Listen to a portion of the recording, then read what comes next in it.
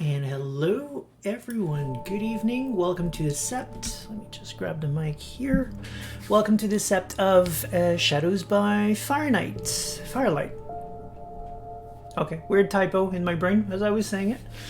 I almost typed Dire Light earlier on, so apparently my brain is on the fritz tonight. Hopefully my reflex are there because tonight we'll be playing Alan Wake Remastered and we're gonna have to kill a whole bunch of shadow people. But before we get into that, there were two topics I wanted to cover before we start. And first topic, I have to start with that obviously. It's the big thing from last week. Shadows by Shadow. Yeah. It's a big thing from last week that I couldn't talk about because I didn't know if I was allowed to, and turns out it's a good thing I didn't because I couldn't. But today I can. So, I know one of you guessed, and that was Tara, and Tara guessed correctly. I have been officially hired as a freelancer by Onyx Path to work on the companion for Anima. And I mean, I'm at a lack for words. I was hoping about it. I was hoping for it. It's really a dream come true, quite frankly. Hi, hello, Eldrick. Like, don't get me wrong. There's a lot of my text in the core book, right? But that was a whole different beast. I sold them 200 pages or so of content, like everything I knew about the setting, both the real world and the MMORPG. And essentially they ditched most of the real world because they already had Trinity Continuum. They adapted some of that, but mostly it became the Continuum and pretty much patched in as is Terra Surge, just condensing it into about 50 pages. But some of that is my original text, but I wasn't hired to write this particular text. It was just conveniently already written out and it made sense and it fit in a hole they had in the text and it was like, okay, you put it there. I wasn't officially hired to write for the book. This time I am. So it's really been something I was aiming for, working towards for quite a bit and hoping would happen. When, to my big surprise, Richard Thomas actually agreed to do Anima, despite me being a complete nobody. I was hoping that potentially, if I did well enough by cooperating and if I showed my value as a creator, hopefully they would hire me for future books. And that has happened.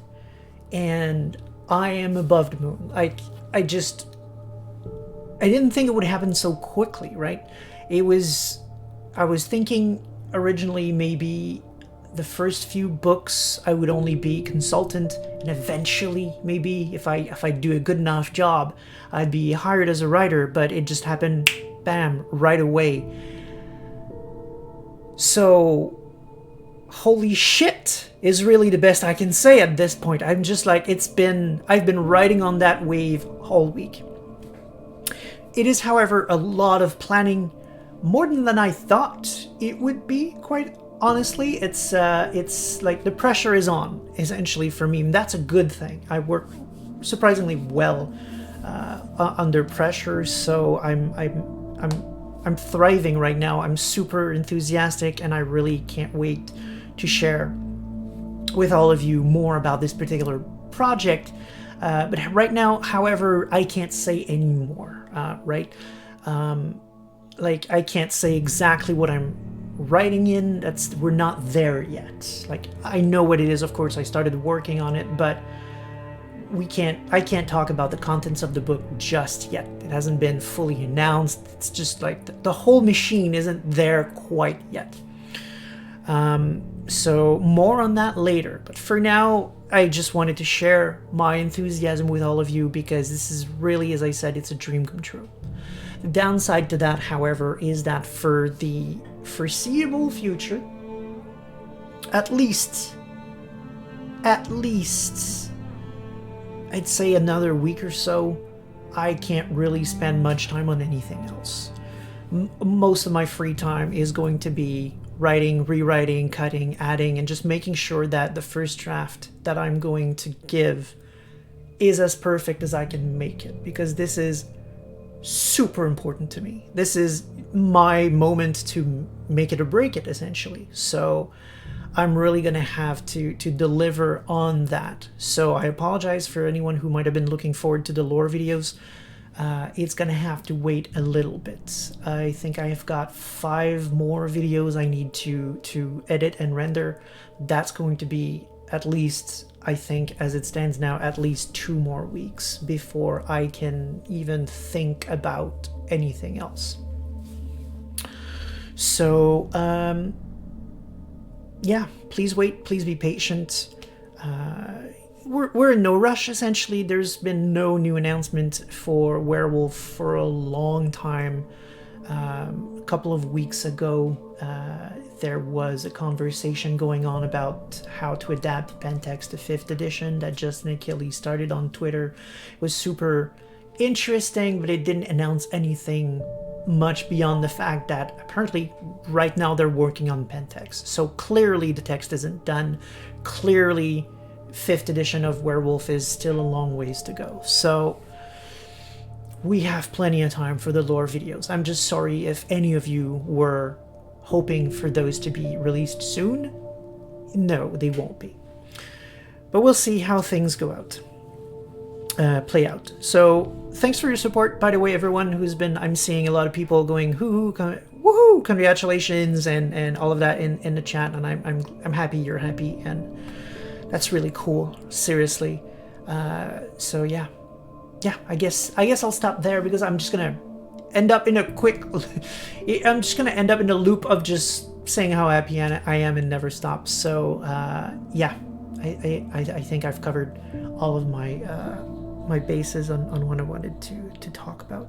Please don't ask questions though about the Anima DLC for now, just because I don't want to slip. I don't want to let anything out that I shouldn't at this point. Again, I want this to be perfect. I want to work on more stuff for Onyx Path. Ideally more Anima things, but I mean, if I could get my foot in the door and work on potentially other Werewolf books, if they ever get into W5 or Scion. I was a huge fan of Scion First Edition. Can't wait to, one day take a break and actually read Second Edition. And I would love to get my foot into that door as well. So it's starting. It's a long process, but we're getting there. It's on the way, is what I can say. Hopefully doors open up and I can get more involved. That would be the dream. Yes, Scion is amazing. At least First Edition was, and I think Second is even better. I just haven't gotten around to reading it yet. I would like to do that this year if I can get some spare time eventually.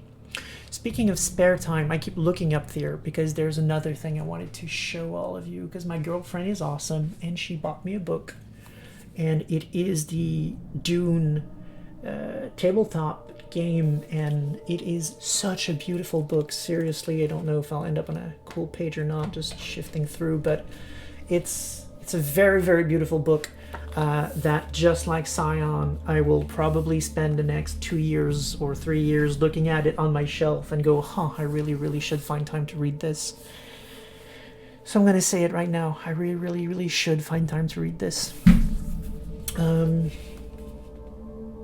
Dune. I mean, seriously, it was probably the first thing we talked about coming back from the movie several months ago. Because the thing with Dune is I can't read the books. Like, I've tried, and I love the setting. I just can't read them. Seriously, I have tried, and it's not working. So I've been dying to know more about Dune. Like, what happens after the first frickin' book, because everyone are always just adapting the first book. There's a series actually that Nomad lent to me several years ago, which I will be forever thankful for, because oh my god, that was so good. And the series adapted the first book and the second book, so yay, I got a glimpse of what happens afterwards, right? So I was really hoping that this would dive into more lore, like go beyond the first book. And from what I saw quickly, looking at it earlier today during my lunch break, it looks like they really cover a whole bunch of stuff I've never heard about. So yay!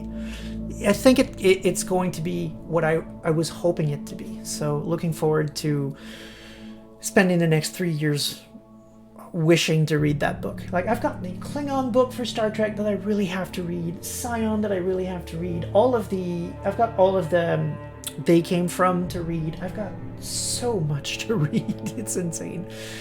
And I also got to read Chicago by Night. It's right here. And what was the other one? The Camarilla book. Because I promised Terraria that I would do that. And also because I want to. Sorry, something is falling right here. Let me fix that. Because we've been talking on and off again on here about a V5 game. And a V5 game, to get familiar with what they're doing that's new, and in terms of system and setting, and also sort of a preparation for W5. But I haven't gotten around to read any of the quote-unquote new Camarilla clan, and I really want to do that to get to wrap around what I would like to play. Originally, I was thinking of Sombra. Now I'm kind of more thinking about the Banu Akim for some reason, and I don't know why.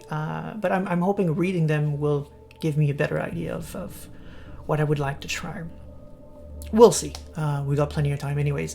As I said, for the next several weeks, I just can't think about anything else aside from the book I have to write. So it's going to stay on my shelf, I guess, for at least 2 weeks for me to have time to look into them. But it's something I want to do, so... I've been enjoying the audiobook. I've tried the audiobook, actually. I wasn't able to keep listening either. One of the big things I've realized that I love audiobooks, but only if they're in the first person. For some weird reason. I've been able to listen to the audiobook of, what was it? The American Gods. I was able to listen through all of it, even though it wasn't in the first person. And there's also a bunch of books.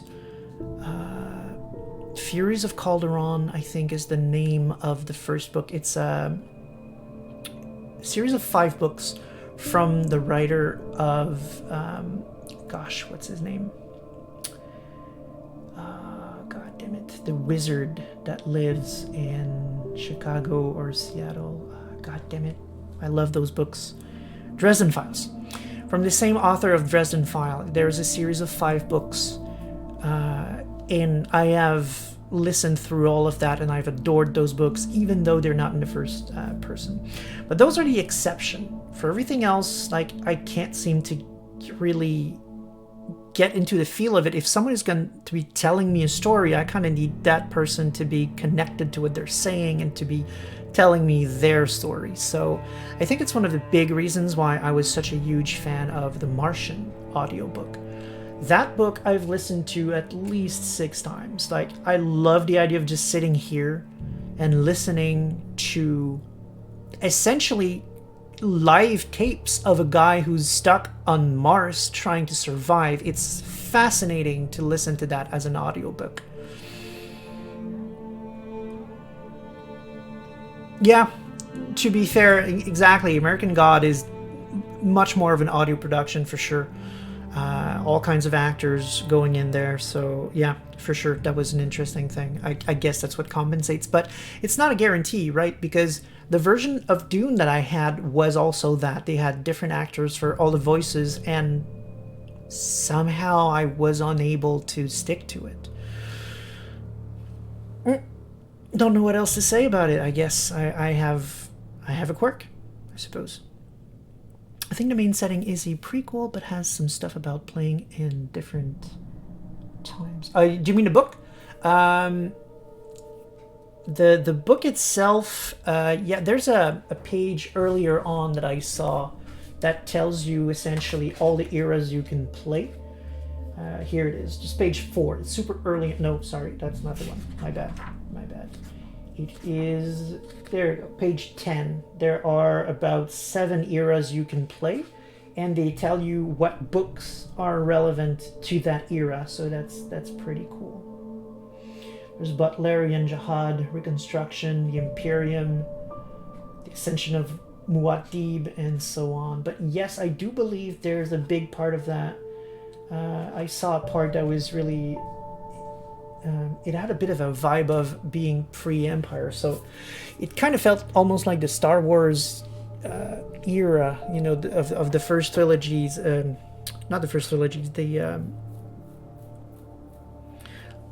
yeah, I'll use your term. It felt like a prequel. Like, there was definitely a lot of material to play prequel, which makes sense, right? Because you wouldn't, at least I wouldn't necessarily want to play a game of Dune during the events of Dune specifically. It seems like it would be a bit of a contrived... Like, how would you do that? Like, how can I be involved with these events that have to play out in a certain way without somehow, you know, taking the spotlight from Paul Atreides? Like, what group of adventurers would be on Dune during these events and not, you know, completely rewrite the books or the movies? Unless that's your point, and I would be completely A-okay with that. Like, for example, one day, who knows, I would probably have fun doing, let's say, a Jurassic Park game, right? And letting my players play literally like the characters of Jurassic Park and see how it goes. Like, would we end up reenacting Jurassic Park, or would we end up doing completely something different? Like, as a sort of a social experiment, that's something that I would be interesting to me, and you can probably do that with Dune as well to a certain extent. But unless you're doing that, I would probably try to go a completely different era or a completely different part of space in the Dune setting. So it makes sense to me that this would be a prequel. So if it is what it is, then I'm not surprised, and it sounds to me like a good idea. But even so, you've got enough stuff to do. Oh, hey, I'm House Atreides. How are you, House Atreides? Yeah, right. There's definitely some of that. For sure. And it's one of the things like that I find a bit weird. For example, sometimes when they adapt these things, where you have to either accept that things in the setting are not the way they're supposed to be. Like, okay, well, after all, yeah, sure, maybe there are more Atreides out there when they're not supposed to be, or they just add stuff. So a couple of months ago, my girlfriend got, and I'm gonna stop after this and start playing, but my girlfriend got the Stargate SG-1 book. And, like, they added a bunch of races, species, and all kinds of content that just don't exist in the TV show. And I'm just like, it turned me off a bit. Because, like, there are many other teams other than the SG-1 team. I don't recall exactly how many teams there are, but just make us play one of those. Like, we can play and have all kinds of adventures in the era of SG-1, or in the era of well, no, not Atlantis, because I don't think they had multiple teams, but you could do SG-1 era or post-Atlantis, maybe, era, where you got more adventures in whatever part of spaces that was, because I don't remember, it was a long time ago. But, like, you can put this within canon. You don't have to invent more things to justify playing it. Like, I think the setup for SG-1 is, like, there's a second base in America you're not even playing like, let's say, SG7. It's literally just, there's another base. It was never mentioned anywhere. There's another base. Here you go. Just like, why? There's no need for that.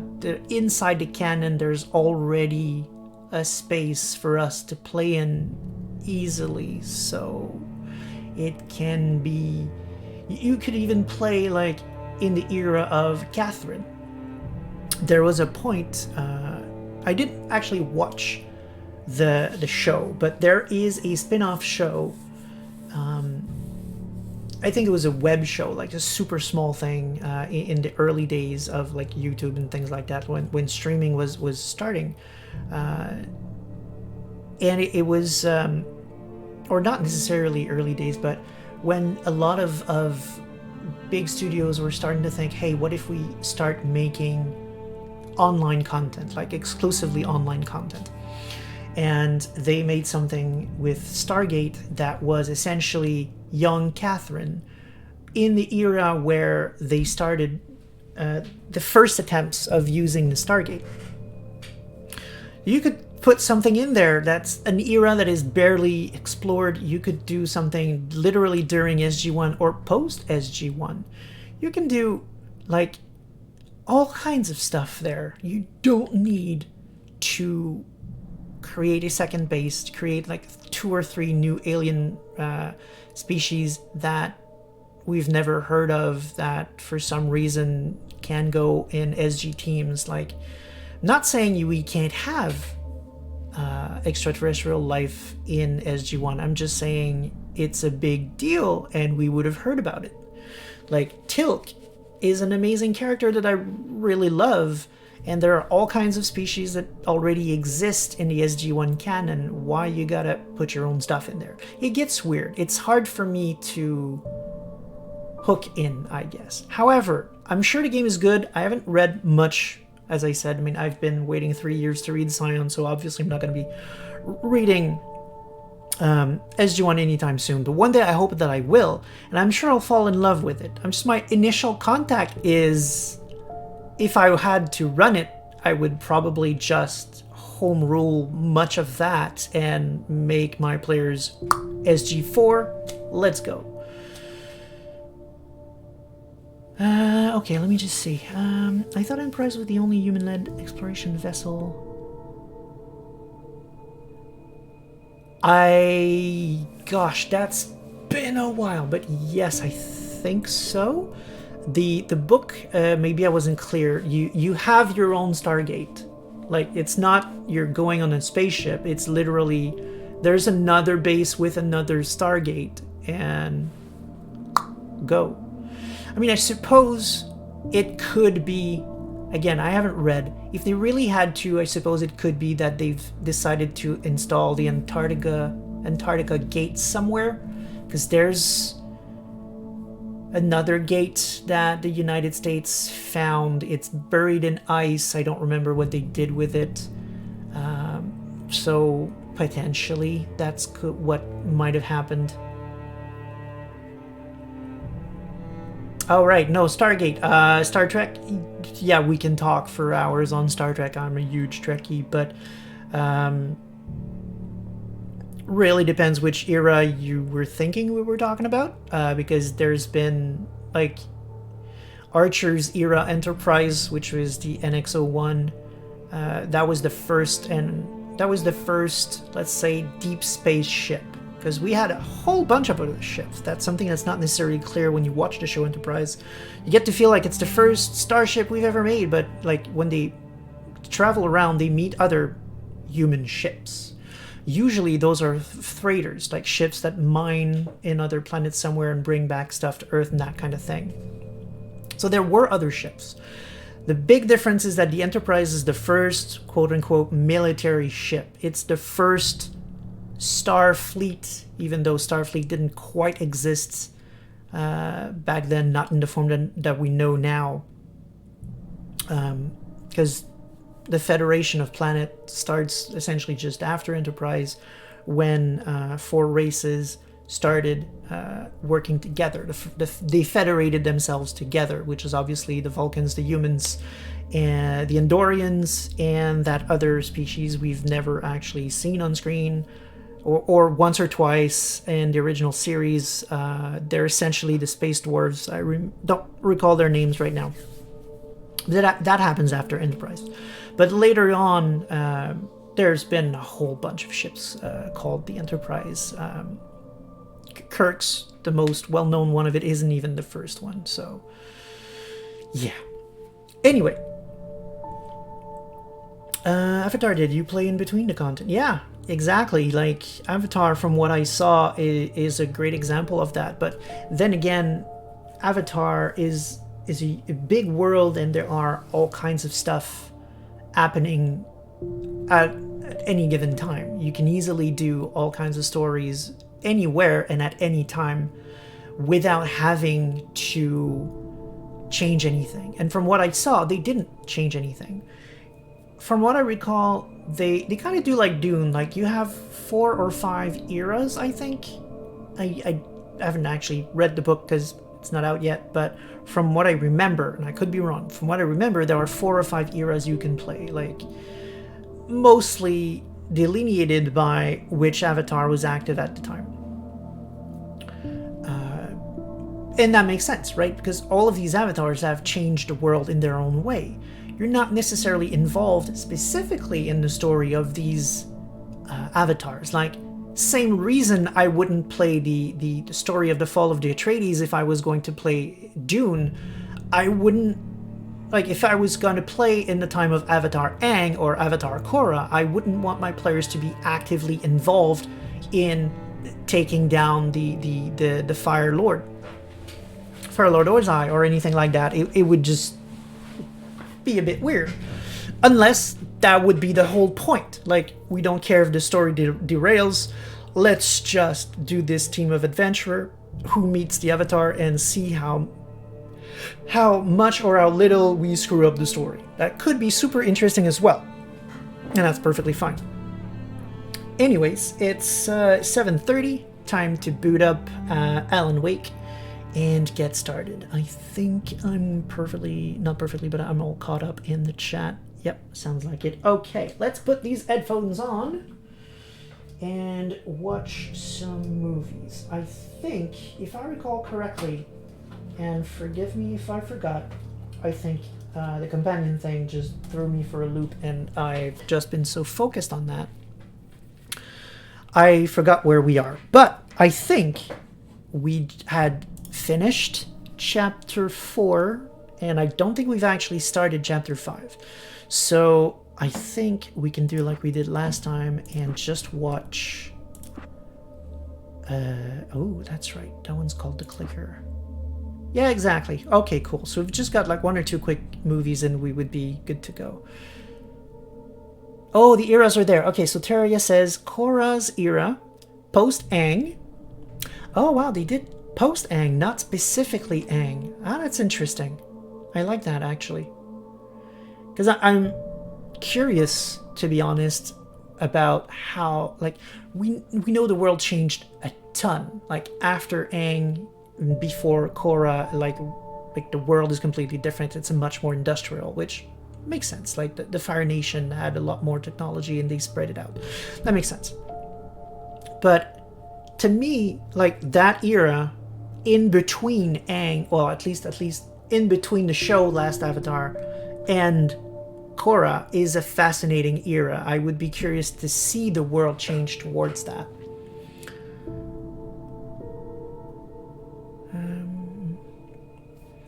100-year war, yeah, okay, that would be essentially before Aang. And Kyoshi is she? No, she's not the previous avatar. There's an avatar between Kyoshi and Aang, and I think you can play in his era as well. Yeah, I do think so. But even there, like, even if we missed 1 or 2, like, we've already got 1, 2, 3, 4. No, I think the other one is whatever the name. You know, the avatar that was a friend of Ozai? The one that came just before Aang. I forget his name, but I think you can play That year. Oh, unless it's the 100-Year War. Right, that would be the 100-Year War. No, that makes sense. Okay, so 4 eras right now, then I believe. But even so, they can expand on that. They mentioned several other avatars we could play.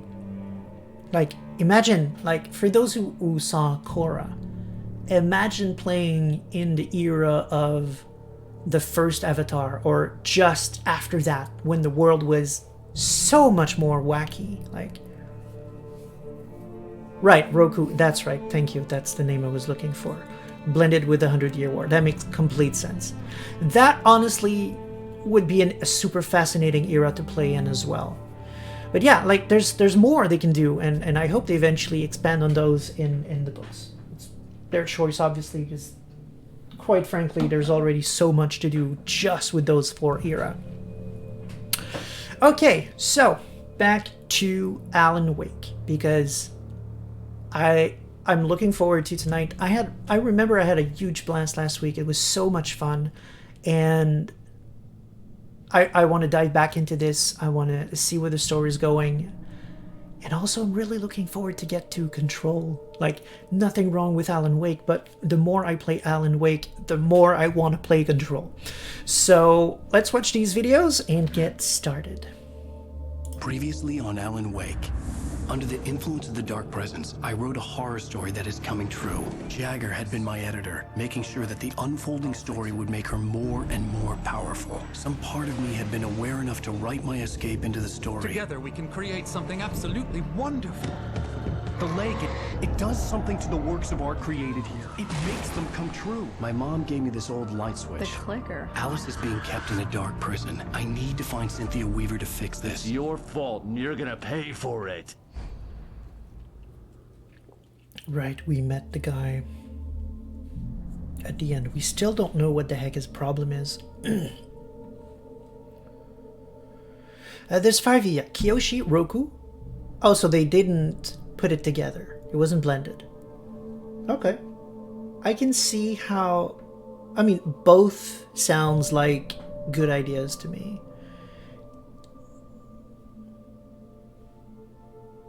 Really? Longer than all the others combined? Oh, you mean the era? Or you mean like there's more content in the book about Kiyoshi? It would make a certain amount of sense because Kiyoshi's the one whose era we know the least about. So if you want to be able to play in that era, you kind of have to give us a bit more content to work with. So I could see how that statement could make sense in both ways. But I think what you mean is the era is the longest. 250, right. Alright. Let's see the other one. Well, we're expecting a record crowd from the neighboring counties. Naturally, we hope to break the record set by last year's Moose Fest in our neighboring town, Watery. Ladies and gentlemen, some people have asked me, what's the big deal about Deer Fest? And I think that this sums it up. It's about friendship and community. We've got a great party coming up, but let's try to hold it in until tomorrow and get through the night in one piece, all right? I have it. Someone will come for it when the time is right. Thomas said so. He wrote it.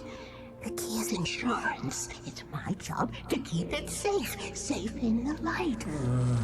Always in the light. Insurance, keeping safe. So she's keeping something safe in the light. I think I remember what it is, so I'm not going to mention anything, but I think I remember a bit more where the story is going towards the end. Roku era would be the one we know the least about. We've gotten a lot of comics on Kiyoshi. Fair point. I have not read any of the comics at all, but I can see how that could be. I know there's a lot of comics in the Aang era as well. There's something about someone's mother. Isn't there a series that's the Fire Prince?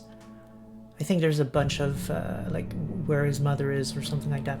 I forget. My girlfriend has told me all about those several times. I forgot because I haven't myself read them. I loved both shows, and I've watched Avatar quite a few times, but I have not actually ever gone any further than the shows.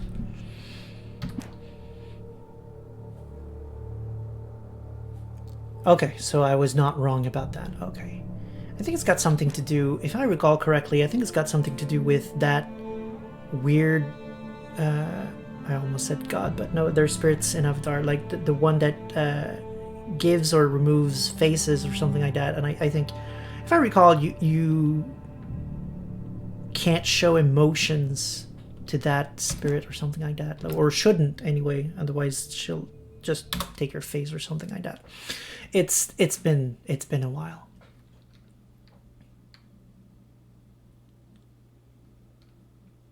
Face stealer, there you go.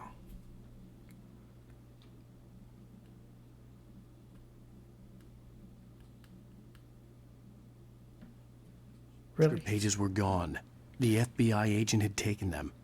I think my tongue just took a crap in my mouth. Ugh. Classy. Oh, wait, we're in jail now? Oh, Al. Al, this is not good. That about sums it up.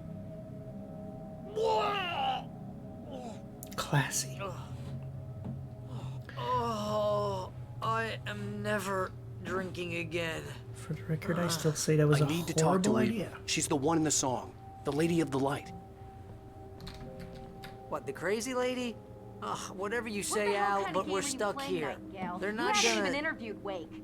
I had some reading to do first, Sheriff, and let me tell you, it was an interesting read. Well, I've got you now, Raymond Chandler. It's all here. All the evidence, including conspiracy to murder a federal agent. There's no way you're walking out of here. You hear Raymond me in Chandler. there, Bret Easton Ellis? Huh? Agent Nightingale, I want to talk to your superior. Well, we all want things, Sheriff. I wanted my... Look, that's not possible right now. Agent Nightingale, I insist.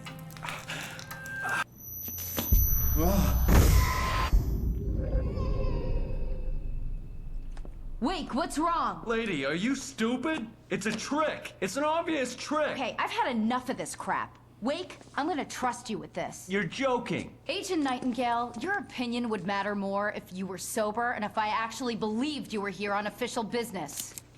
Whoa! And if you didn't wave your frickin' Get gun back in the cell, every Stephen time. King. The only way you're leaving this place is over my dead... Wait a minute. I know this... Oh my god!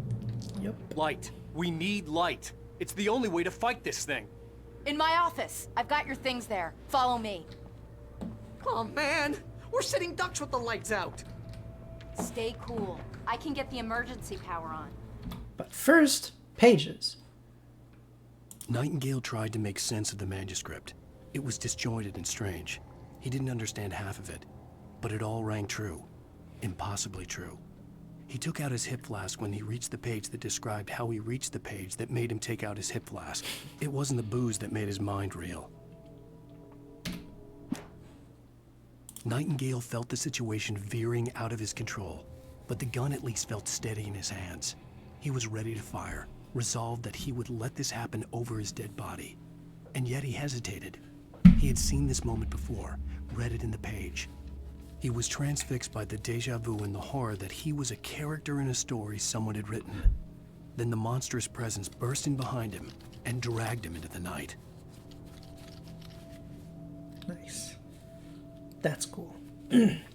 I do like now and again when we live through a scene that was written about. That's a cool bit. But first, let me take a biography. Yeah.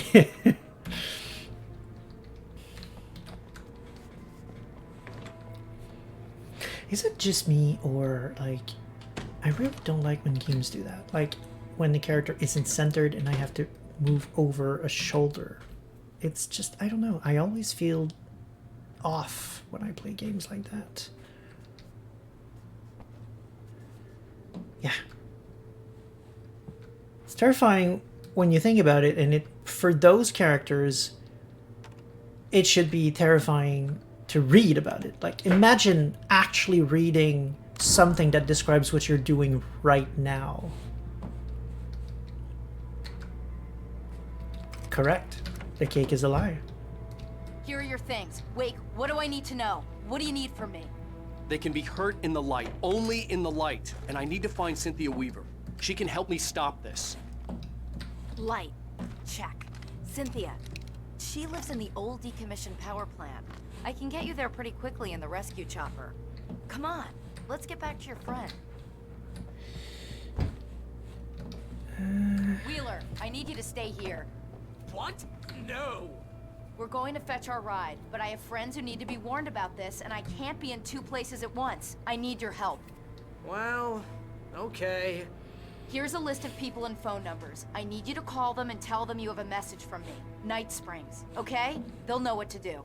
Night Springs? Like the TV show? Gotcha.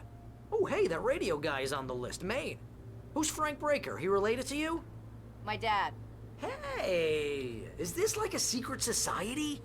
Can you do this? You'll be safe here. The backup power's on. These guys need to be alerted, just in case we don't come back. You'll come back for me though, right? As soon as we get the chopper ready. Thanks, Wheeler. I owe you one. Okay, let's go, Wake. Through the back. My Is hangover she talking wants a about the pizza. You think FBC? there's any way I can order one, Al? Man, I love seeing that a game that is about 8 years before Control, they already were planning things for sure. Like, they've seeded stuff. Okay, so I guess she... Yes, sir. Okay,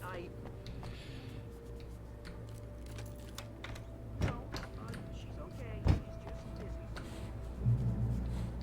Oh, hell. Whatever took Nightingale must have broken the gate controls. We can't reach the gate's control box from here. We need to get to the other side over the rooftop. I'll go. I'll open the gate for you once I'm across. You stay here in the light and cover me, Sheriff, okay?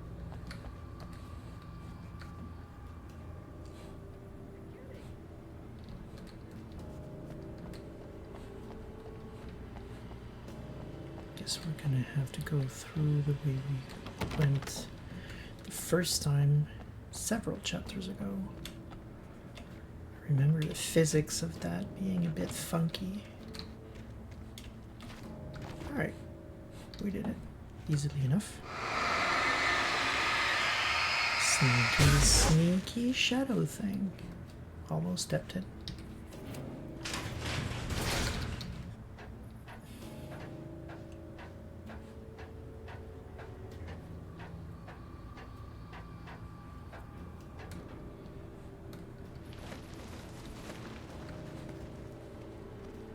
Y'all are not my friend. You're... Okay, that's weird. Strange though, does Wake have free will? He rolled all this, but he doesn't have control anymore. Is that free will? I mean, like, the question is he even actually there? Like, is there a version of him still writing these pages somewhere in the cabin?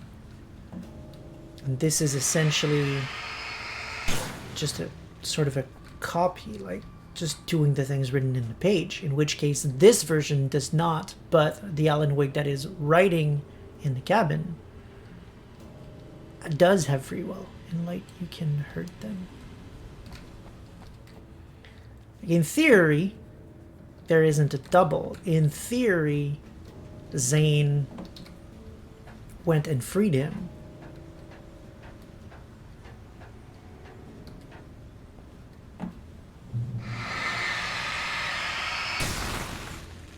But also, we've kind of seen a double.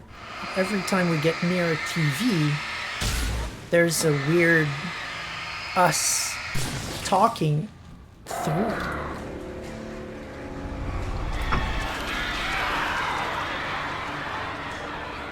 And you'll notice that whenever we see that, the other us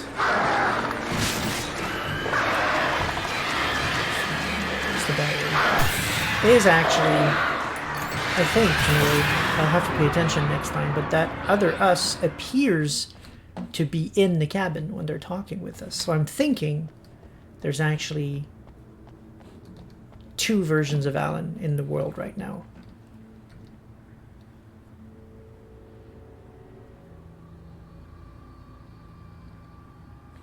Could be a recording for sure.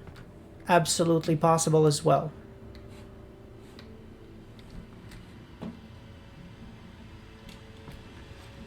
Okay, wasn't sure I could actually make that jump. Hey, Sheriff! Your password. Night Springs? What's that all about? It's a Good stupid question. joke we have. That Bright Falls is the original inspiration for the TV show. This town can get weird at times. Never this weird, though. Did we? When did we get the memories back? I think the last time we had the TV was in the place with the doctors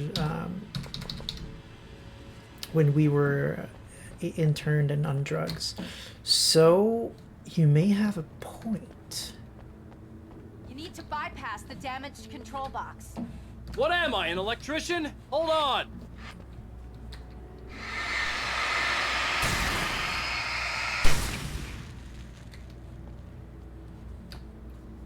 I think there's one more.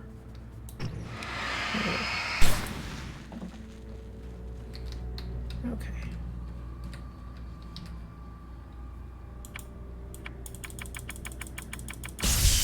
Ah, damn! That's smart. Good job, Wake. Okay, stick close. Our first stop is the town hall. The keys to the chopper are there. All of that said, there you go. If the darkness can do that to a truck, how good of a plan does it seem to be to you anyway? Because it really doesn't seem to be a good plan to me. To willingly take a chopper. Like something that's in the air.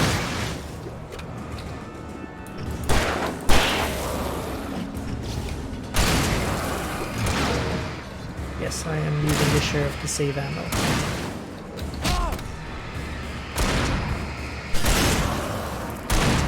But that right there is a pretty good example of something I was thinking on. Like,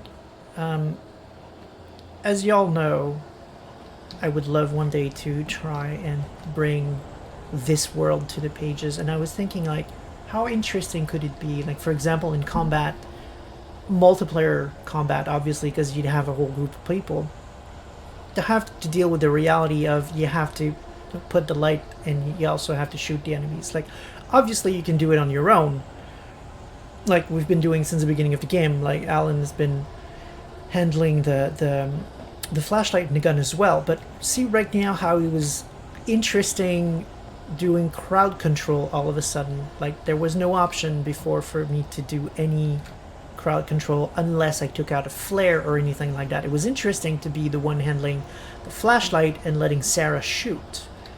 And I'm thinking this would probably translate well in tabletop combat mechanics, because it allows several people to have different tasks in the same combat. That's not necessarily just a classic, you know, tank, damage, and healer or something like that. That usually in combat-based games, you don't have that much. Most classes really have fairly high damage output anyway. If you think of, let's say, D&D, for example. Like, in my current D&D game, like, my cleric, that's supposed to be the healer, has dealt way more damage, for example. It just happened like that. So I'm thinking it would be interesting to have, with the concept of these entities, your players have to adapt to these entities. Like, from the moment they realize, oh crap, the darkness is in play, okay, shit, based on these archives, we're gonna need lights. Okay, how do we deal with that? And now in battle, like, who's better with a gun? Okay, it's me, perfect, you're gonna be shooting. Who's really bad at fighting and gunning? I am. Okay, well, here are flares. All you need to do is make sure that we have a good control area where there's enough light so that the fighters are safe, that kind of thing. You're introducing all kinds of new, interesting ways to fight, and new interesting tasks to give to your non-fighters in the group. Like, you don't have to be a good shooter to be able to put a flashlight in someone's face. So I'm thinking that this universe seriously Look out! would be amazing as a tabletop game.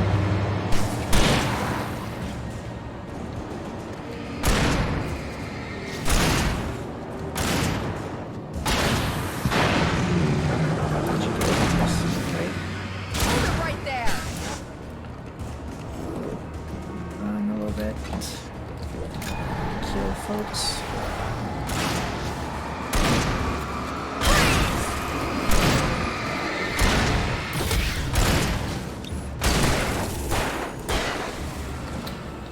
Good. We're good.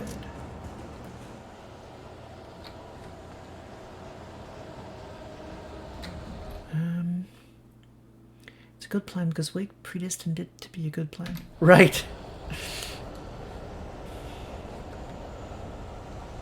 Oh, you mean the helicopter? Right. Sorry, I must have gone into a longer tangent than I thought.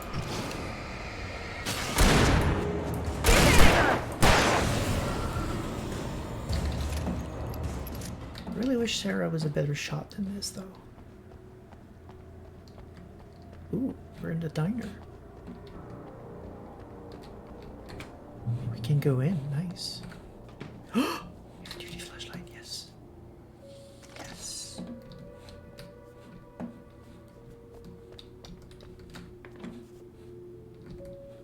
I'm gonna want explanations, you know. For example, what the hell happened to Rose? She's seriously messed up now. The same thing I think happened to me after I arrived. During this week, you can't remember? Oh, I remember now.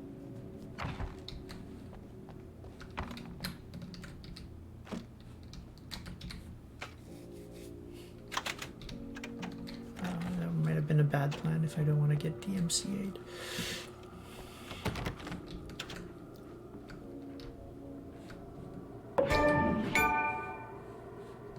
Drink them both up. Drink what both up?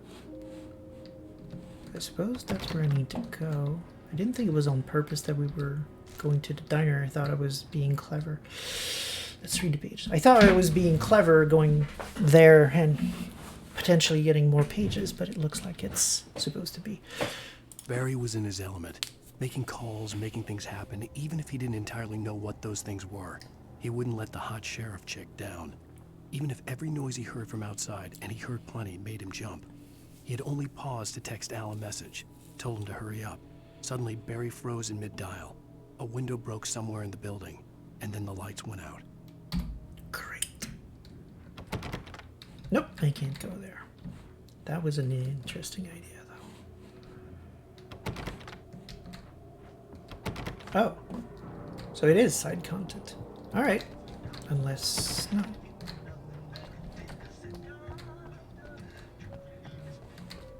Alright then. I thought the fact that Sarah was talking was an indication that it was the right spot.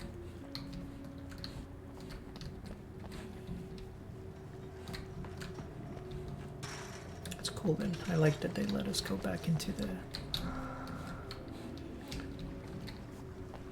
diner. It's just a bit weird that it wasn't locked, but you know.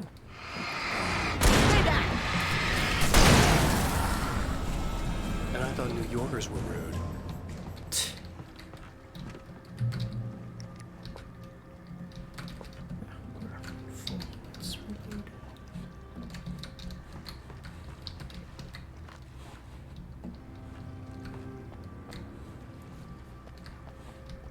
You have the right to get your mind going. I understand these rights.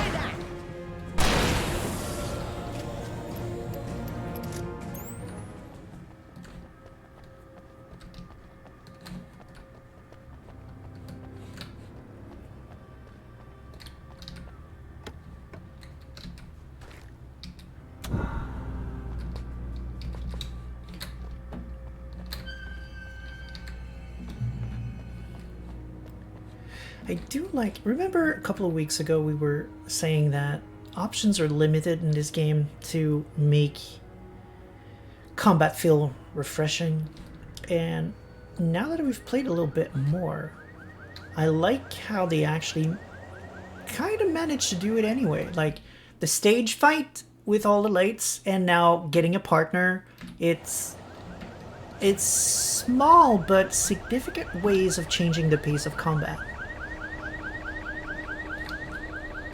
Seems simple, Wait, but over they here! still There's light! completely change the way that I play, or at least that I approach combat. I have a key. Watch my back, Wade. Crap. Obviously.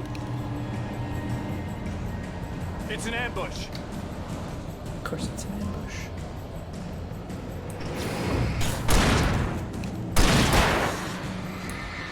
Oh, she is fighting. I thought she was trying to open the thing.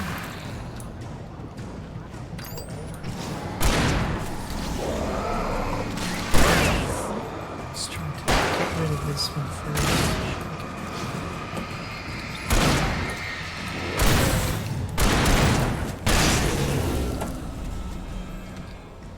Reload, buddy. Reload.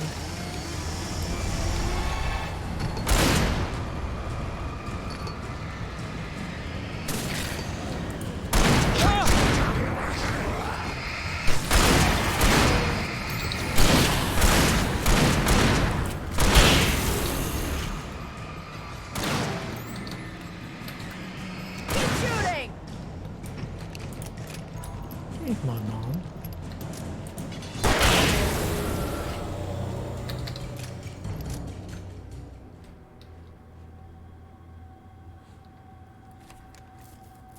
Yeah, like everything hasn't just Let's been an go, ambush.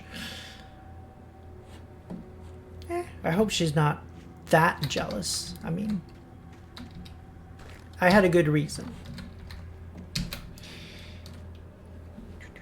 Also, can I point out that I'm really happy with what they just did. So many other games would have given me a partner that does not care for their own life and that would have just stayed there working on the door despite the fact that there's a fight going on. I like the fact that for once they did this setup and the NPC stopped, helped with the fight, and then got back to the door. It's so much easier for me to believe in what's going on when it doesn't feel completely contrived. And it works, honestly. It works just as well. Better even. If you want my opinion, better even. Because whenever they do that in video games, my suspension of disbelief usually instantaneously stops. Or when they do like these series of cheap shot bits where even though, you know, for no reason, even though you've been careful and you've killed all the zombies or whatever, but there's a car flare, a car alarm goes off and all of a sudden, like, there's a bazillion more zombies. Like, I get that they would be on the way, but, you know, doesn't mean they're all gonna get there in 3 seconds Okay, flat. someone's messed with the fuse box here, but you should be able to jury rig it while I find the keys. I already got electrocuted once today. How about I look for the keys and you get burned for a change? Fine. They should be in the clerk's office on the other side of the building near the main entrance. Gotcha. Let's go back to the revolver.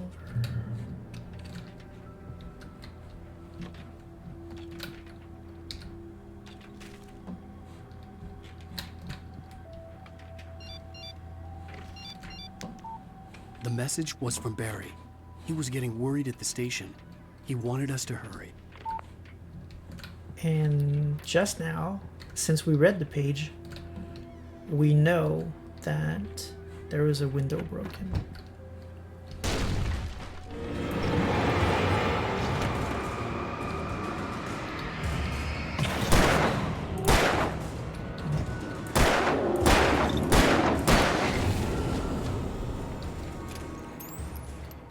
So that sounds like the right way. Let me double back. It's like, it's not the Right, and it's I see your point, Tara, but I want to double down on your point because it's actually worse than Keys that. aren't upstairs, Wake. I'm just gonna take a quick look. Kitty. Ah, Freedom. A fusion of vigilance, conscience, and uncompromising clarity of vision. A need so fundamental, it permeates our very being. And yet, a man may be brought to his knees in a single heartbeat. In Night Springs. Tonight's episode, taken in his prime. For young Manny, the night hasn't been kind. He's a marked man, selected for a lifetime of servitude after answering an ad in the newspaper. But first, a little field surgery is required. Well, well, look what I found. Ah, please, no!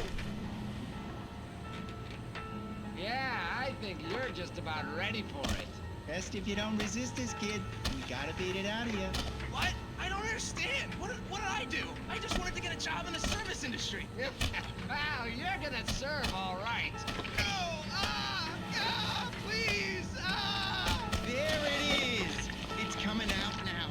Right between the self-esteem and the childhood traumas. What are you doing to me? Quit squirming. There, I got it. Believe me, kid, this free will thing is more trouble than it's worth.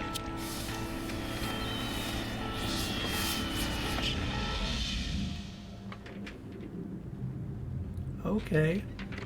What was that? Oh, nothing for you to worry about, Manny. I don't know what I'm supposed to do. We'll tell you all about that. Don't you worry. Another vacant worker ant, birthed in fury and violence for the pleasure and convenience of ruthless and malicious men. Stranger things can happen in Night Springs. Damn, these episodes, y'all. So I was just saying, I feel like it's worse than that. Like, we don't even know where the helicopter is right now. It could be even further away. But we're here for the keys to it. Like, police station, keys. Where's the helicopter? Is it like all the way back here? What if there's a freaking emergency? You would assume they don't use the chopper for any random reason. Like, if you need a chopper, it's probably important.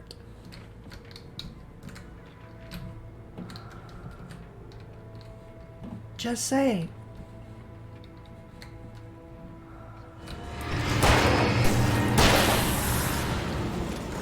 They like to ambush us in these places.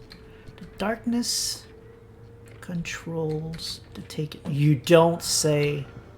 What a useful tip. It's like in the loading zones, it was saying something about having to use the light or something like that. Just like, really? You think I don't know that now? Like, I'm in chapter 5. Thank you. I know I need to use the flashlights. Thank you.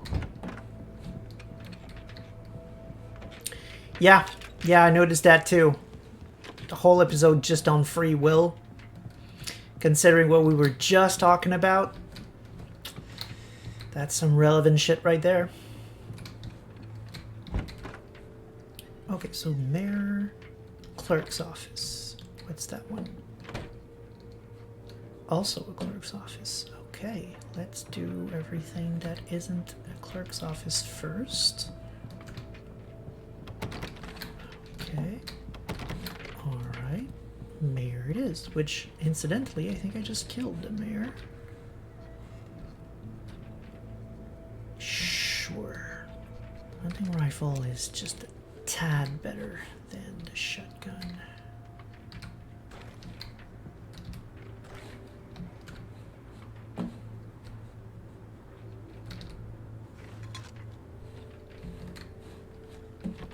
Okay. So I'm gonna try the one that is closed first. Awesome. I think I made the right choice. Okay, it's just a flare though. Ooh.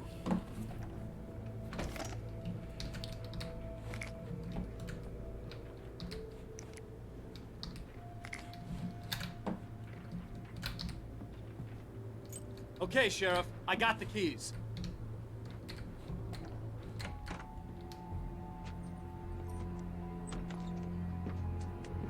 Barry? Why isn't he inside? Oh God! Oh God!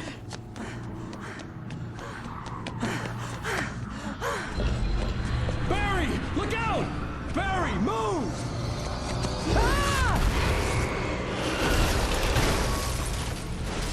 Barry! He made it inside, Wake. He's okay. The storefront's blocked. Come on, Wake. Let's go around. We can meet him in the back.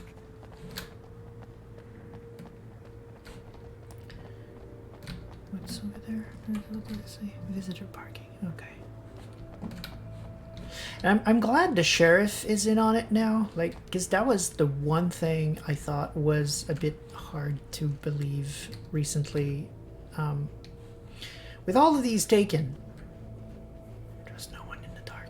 You would think that people of the town would start realizing that there's something weird. Like, we've killed dozens of people at this point.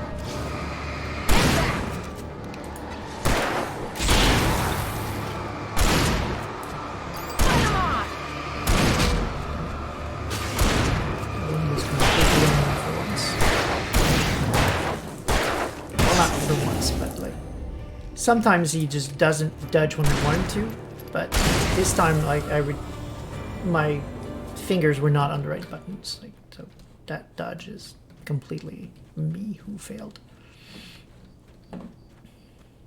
Right, so you would think that at least the sheriff would be, you know, all over the case of these disappeared people or something. We can make it through the bookstore. Hey, Wheeler should be waiting for us in the backyard. Keep it the hell down or I'll call the sheriff. Oh, hi, Doc. I've got it. Don't worry about it. Sarah, about time somebody showed up. All this shooting in the air is idiotic. One of these days they'll kill somebody. And over Deerfest. I know. Go back to bed. He's got a point, Wake. Look, this town can't take this. It's been taking this for a week. It's me they want. The sooner I get out of here, the sooner you can all get back to life as usual. I hope you're right. Come on, let me get this door open. Wait, you got the keys to the bookstore? Perks of being the sheriff. A girl needs to get around.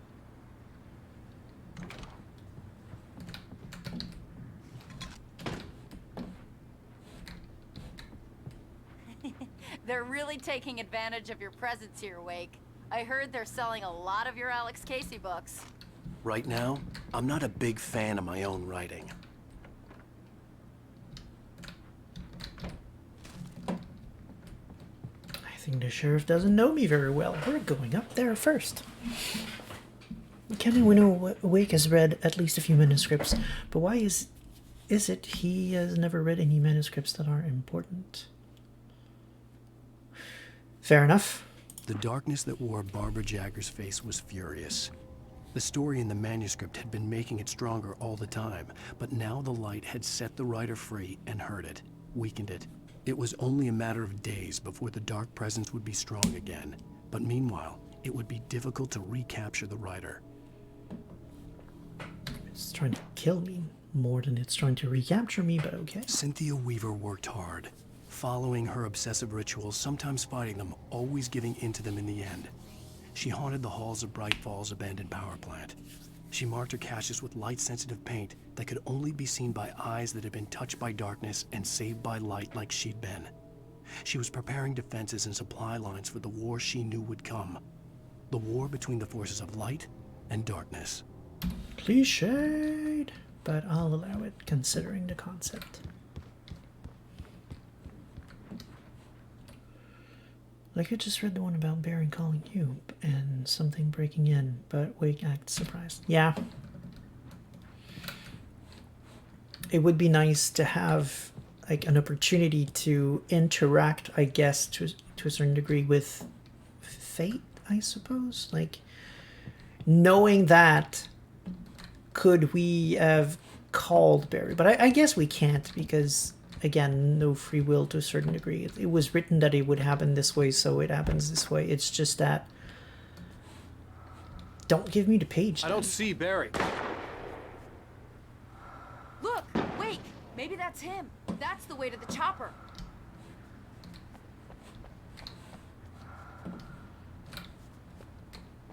Try that first. Yes.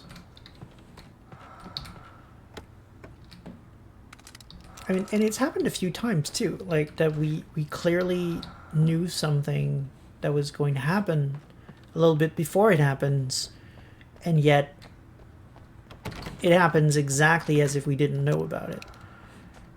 I mean, if we can't, even if we can't, yeah, I think I'll go like directly to your point. Like, if we can't interact with the event, changing it, I guess that's fine. It was written that way, but couldn't we at the very least have a reaction that's more like, huh, I knew that was going to happen, or like Alan realizing a second too late, oh, it was that scene we read, damn it, I should have done something to stop it, or to certain, you know, like, we knew.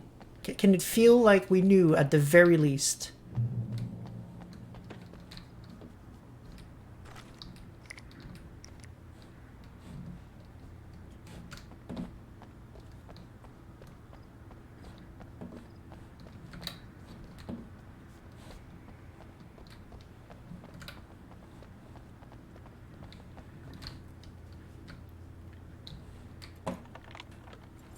Come on, girl. I'm gonna give Pastor Howard a piece of my mind about this lock. Ugh, I told him to get it fixed. Here they come. Labor. Let's take a break. Okay.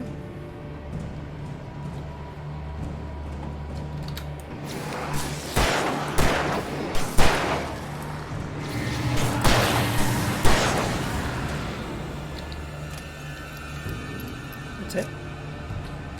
Okay. Omega-3 fatty acids are good for your heart.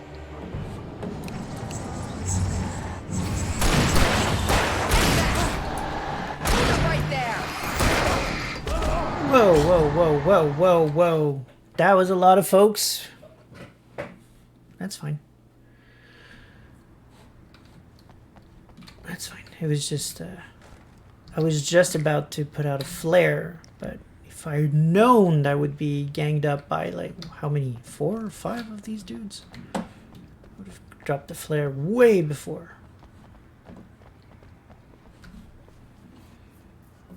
Guess I'll try fighting from up here. There should be fewer options to gang up on me. I'm gonna give Pastor Howard a piece of my mind about this lock. Ugh, I told him to get it fixed.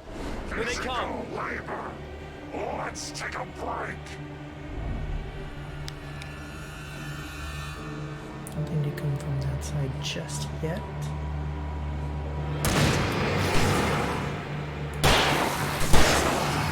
Right there.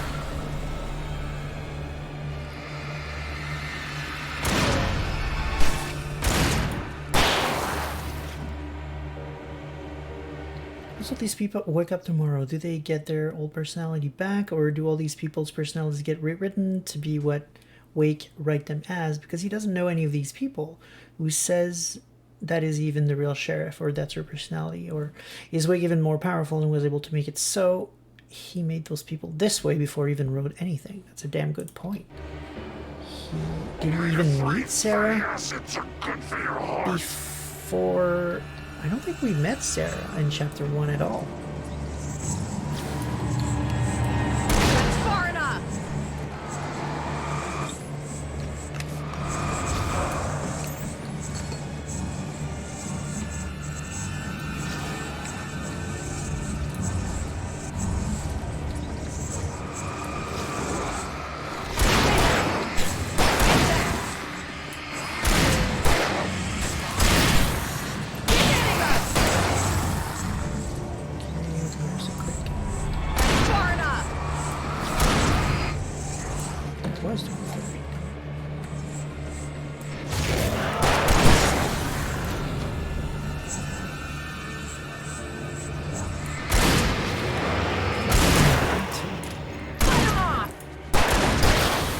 Why they ganged up on me so quickly the first time. But yeah, no, you're right. Okay, it's open. Let's go, Wake. Because you can't write full time, right? Like right now she's in a scene with me. Okay, cool. She's gonna act as in accordance to the script. We keep them lit all night long on the night before Deerfest. Why? What about in 5 minutes? Well, it's tradition. When, you know, I'm gonna assume the plane crashes and she's not with me anymore. Like, no, you're right. It's weird. Oh, there's the page. I thought there would be a page somewhere in here. It would be like, there's nothing wrong with it. Obviously, that's the nature of the power we're working with. It would be interesting, I think, to see somehow, because obviously we're seeing through his perspective, so I don't know exactly how that would work, but it would be interesting to see the distinction, like the moments when they're not under Wake's control. For it to be free, the Dark Presence needed the writer to finish the story. Again and again, the story let it get frustratingly close to the writer without letting it capture him. It was bound by the events depicted in the manuscript, but it could pursue the writer indirectly, put others on the task, and stop those who would help him. It took over everything in its path, made them its puppets, and sent them after Alan Wake. Again, yeah, sending it after We're me almost is there. one thing. We'll have to go through the basement to get to the parking lot.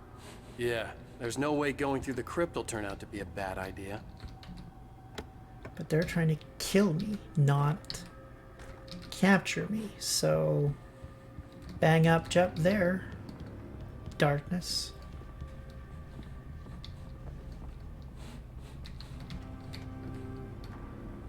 That's an interesting idea.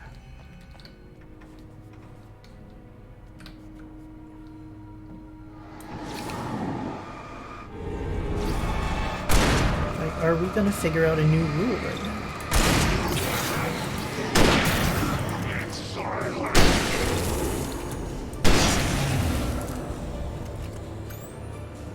Probably not. Sounds like they're normal taken. Okay.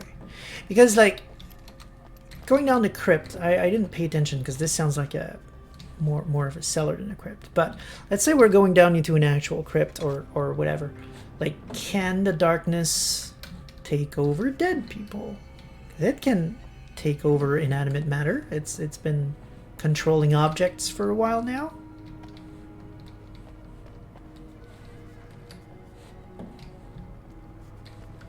I don't think they would go with necessarily undead per se, because they wouldn't be undead. They'd be possessed, taken like the rest, but corpses would be, they'd be different.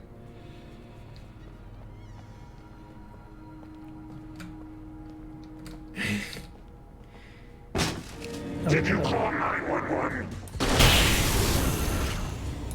I'm gonna assume that was Barry. Just that one saw the light, huh?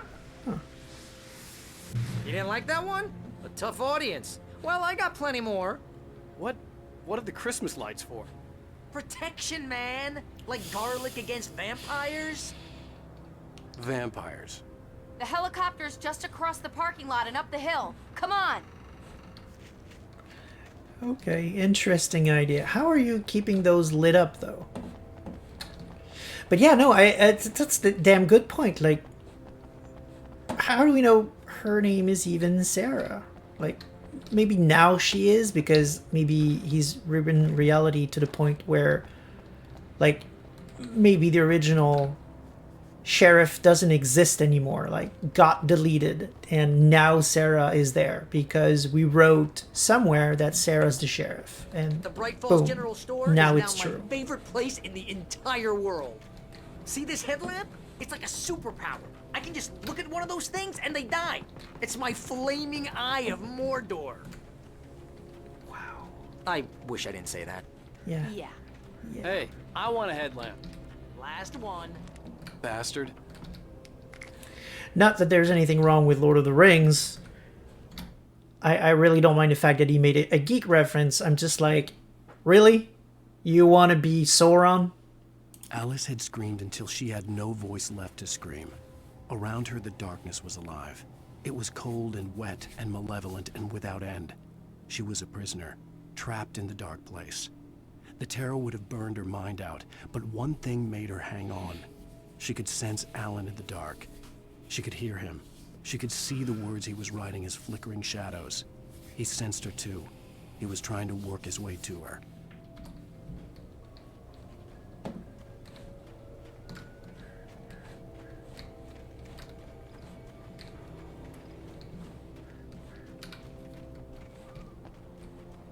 When someone throws a damn school bus at your head and you're about to take a helicopter ride with someone who may or may not have a pilot's license, you're cleared for departure to Night Springs.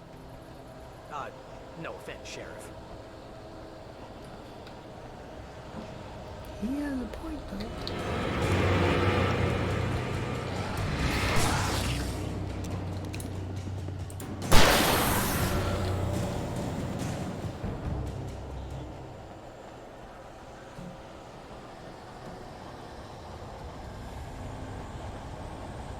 Get to the chopper. I mean, I can see how that could end up being a reveal, but that would imply that Alan made up the shadowy presence, which I guess could definitely be true. Keep shooting! Keep hitting them! Oh, no you don't! I'm just wondering like how that would tie to things like control, in the sense that we know these entities exist. I don't think Alan made them all up. Could be something we'll learn in Alan Wake 2, though. Maybe you're completely right, and that's what we'll find out, that everything just came from his novels or something like that. It definitely could be a thing. It would be an interesting twist, actually.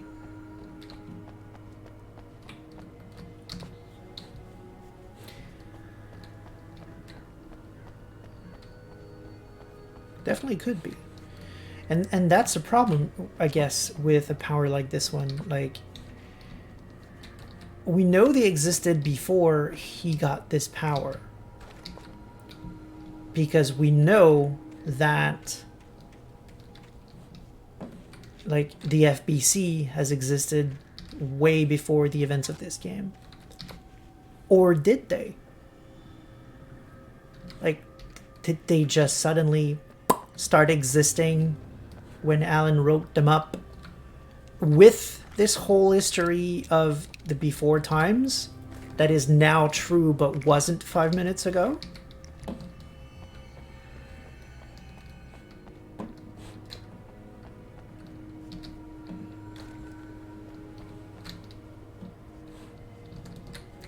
Yeah, I'm full in batteries. That's fine. We're so gonna fight one more ambush.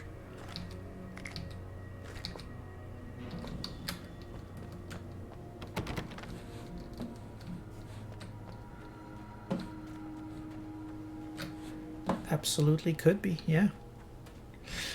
Oh. Okay. Let's see, just the lights over there. They're telling me we're gonna have to fight another ambush. Wasn't done exploring though, but it doesn't look like there are any more pages or anything like that. You will never get her back. We're not ready to take off yet. Well, get ready. I'll hold them off.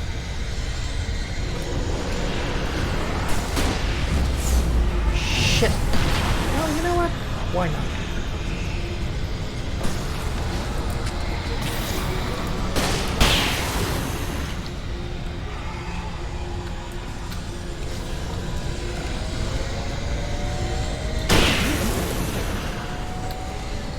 Oh, maybe one of these lights did.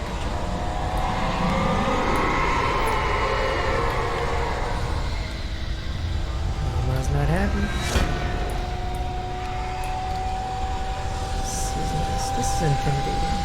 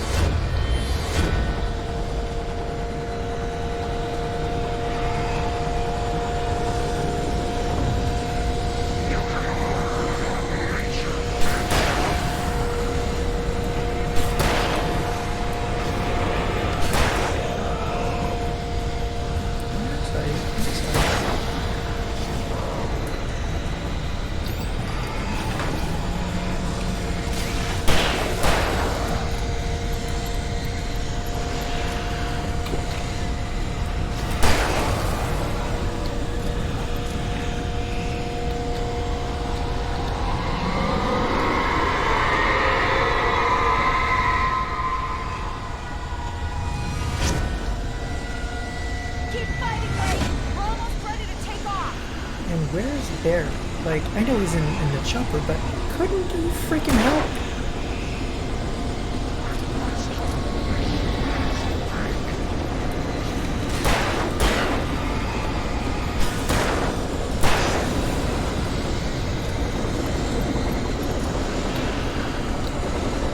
At the very least, he's got flares.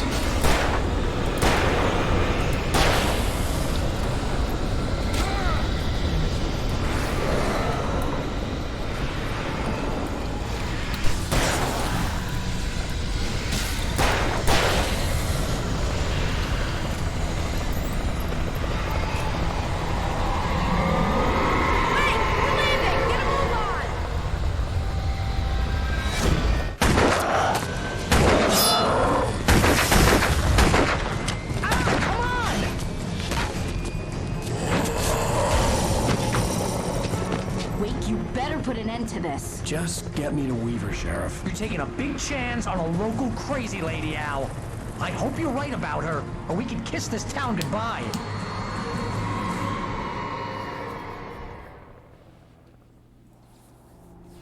These questions are why I really don't personally care for stories like this. Kind of turns everything into it was all a dream logic, and until the story tells you more, you don't know the universe really works. I hope you know how to deal with this, Wake. I guess you New Yorkers are used to rough situations like this. Right. Sure. The city's a war zone. King Kong, mutant alligators, and Happens Alex all the Casey time. shoots the place up every weekend. Look, I never even carried a gun until a couple of days ago. Well, my dad used to be a cop there. Tells some pretty wild stories. Stuff like this? No, just normal bad stuff. Kind of like your books, Wake. I used to tease Dad that he was just like Alex Casey. You've read me. Oh, sure. You're a pretty good writer. A little heavy on the metaphors, maybe. Nobody's ever said that before. We're coming up on the power plant. See the lit building over there? And that's the dam further up the river. I can't land here. I'll take her down the road across the river. Just get me there, Sheriff. Sorry, can't talk due to that scene, but I see your point. Hold on! Ow! Son of a bitch!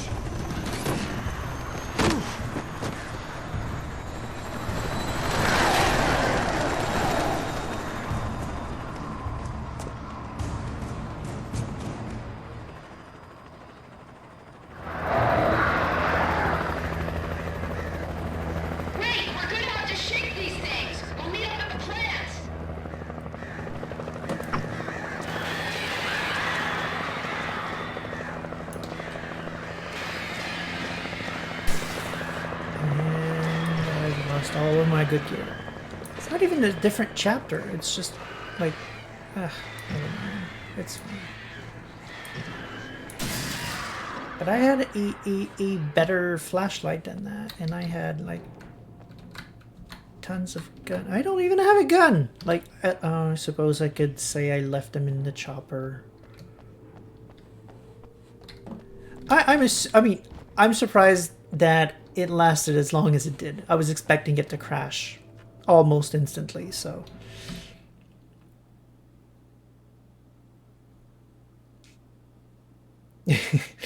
Maybe that's what he wants people to, yeah, it could be. But yeah, no, about your bigger point there, that there's an inherent issue about stories like this, I actually agree. I don't mind in this one, like, I don't know why it doesn't bother me as much. Darkness wears her face. Because it should. It really should. I had to do something about the chain for the door to open.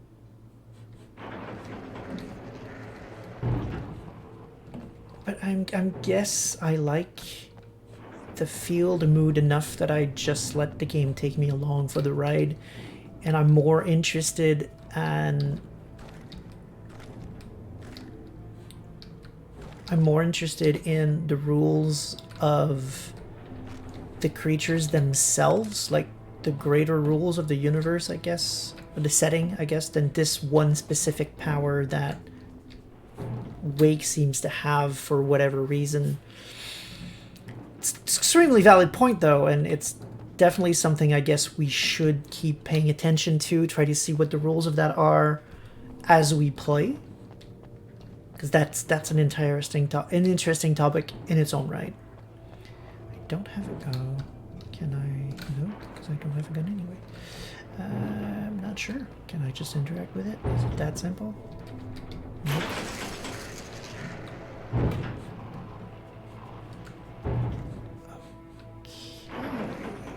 What am I supposed to do with that? Helicopter pilot never has good surviving odds in RE. That is very, very true.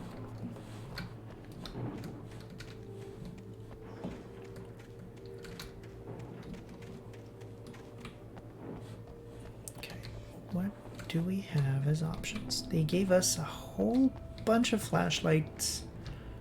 No, they gave us bullets. Oh, I do have a gun. What the hell? And oh, and now for some weird reason you let me press those buttons. Okay, never mind. Because I was trying to see what guns that I had. I pressed, you know, 1, 2, and so on to see what the other guns were, and nothing was happening there. And now all of a sudden, I can.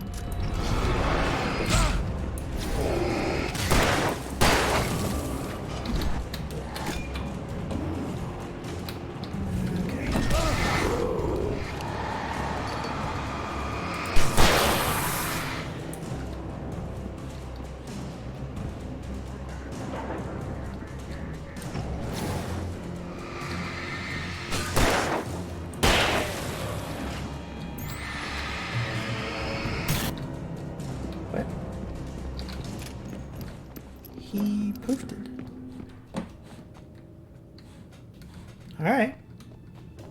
I don't mind. Saved a bullet. Then again, I have unlimited ones.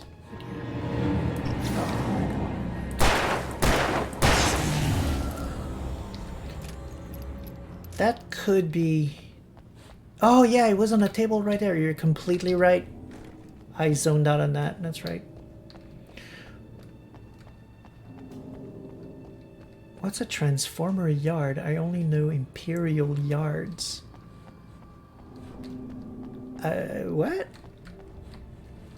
I don't know if you're going for a transformer joke or if I missed completely something in the game. Was there a... Sorry, gotta check.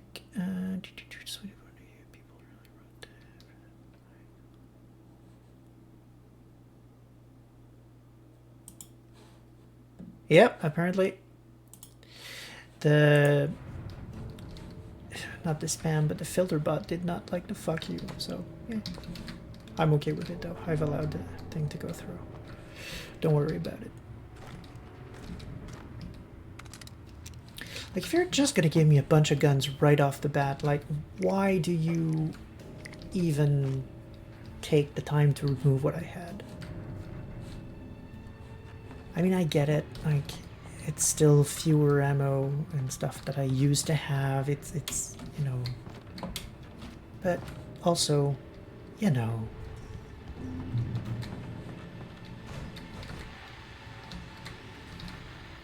And here's a new song from a band that they always remind me of our local rock legends, the Old Gods. I couldn't tell you why. I guess it's just, you know, one of those things. Anyway, here's Poets of the Fall and their latest single, War. Transformer yard. I do not get the pun, I'm sorry, but... This is good work for a night person.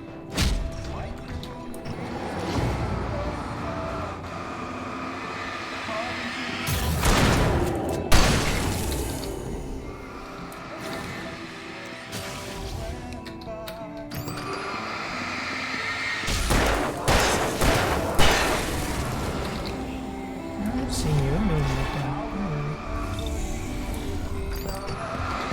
Whoa.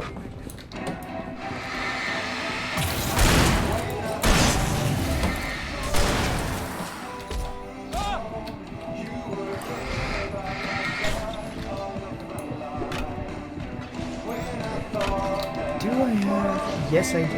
Okay.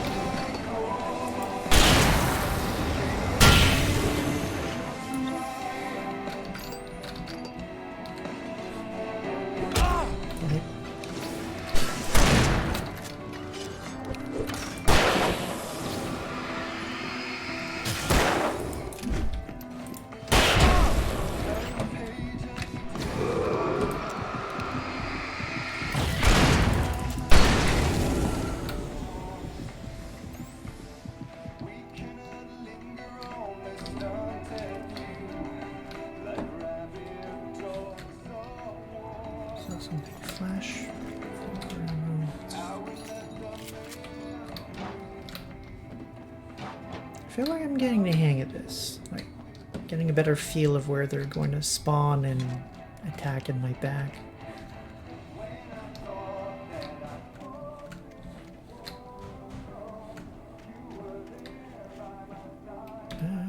Run from DMC! Yeah, yeah. What's your objective? Cross the Transformer Yard. I compared it to the Imperial Yard. Oh, alright, right. I didn't even see. Indeed. Wait, against to cross the Transformer Yard. I see. Okay, I see. I did not... Right, right. Do you have meters outside your house in Canada? Well, we've got parking meters. I mean, if I had to push the pun, it would work. The power plant glowed in the night. It was close, but I had to find a way across. Well, it sure sounds brightly lit. Seems to me like the kind of place you want to go to on a night like this.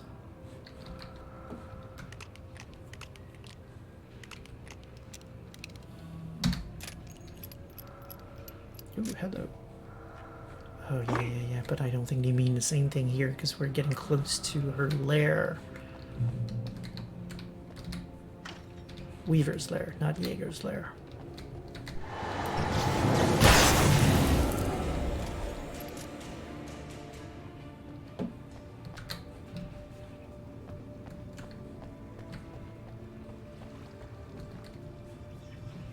Do not step into the electric arcs. Understood.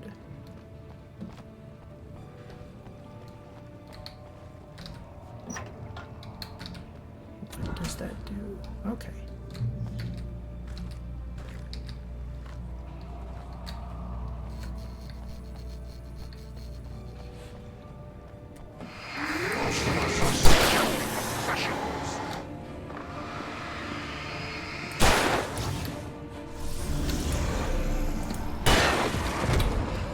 Gosh darn it.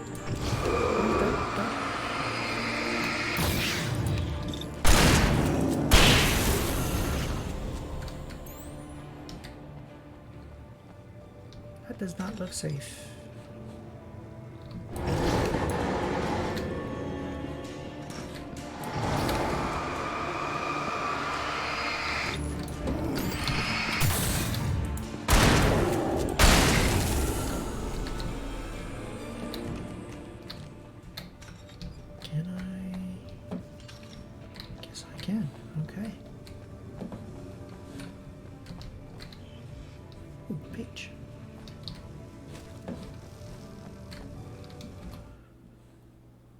Cynthia on her way to the dam. Making her way through the water pipe alone, Cynthia was angry at the writer.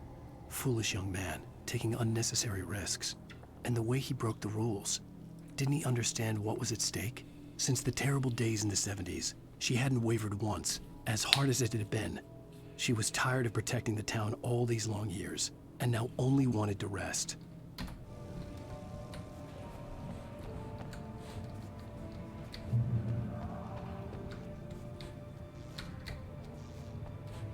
And while we're talking, at least we were talking about an hour ago, I guess now, about little ways they managed to change combat despite it staying pretty much the same with just like 3 guns and the same 2 types of enemies.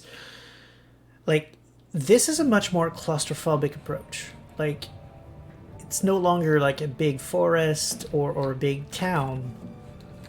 Now I have some close quarters to deal with, and they can be around every corner. That's actually, once again, simple difference, but it changes everything. I feel like this is a bad plan.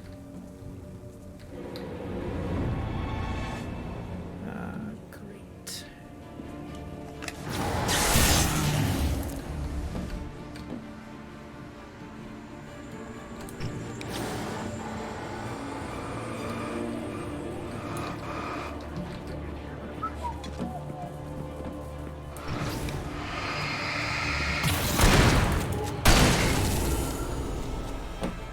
Oh yeah, coffee.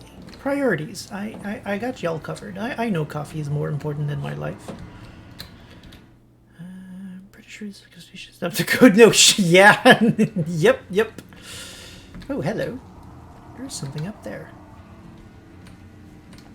I like how this game keeps giving us chairs in impossible places, in cool and impossible places, let's say. I don't know if any of y'all remember, but there was a chair in the mountains as well, overlooking the lake. It was amazing. Like, not the chair per se, but just imagining myself as a human being, how much I would have loved to just sit on that chair.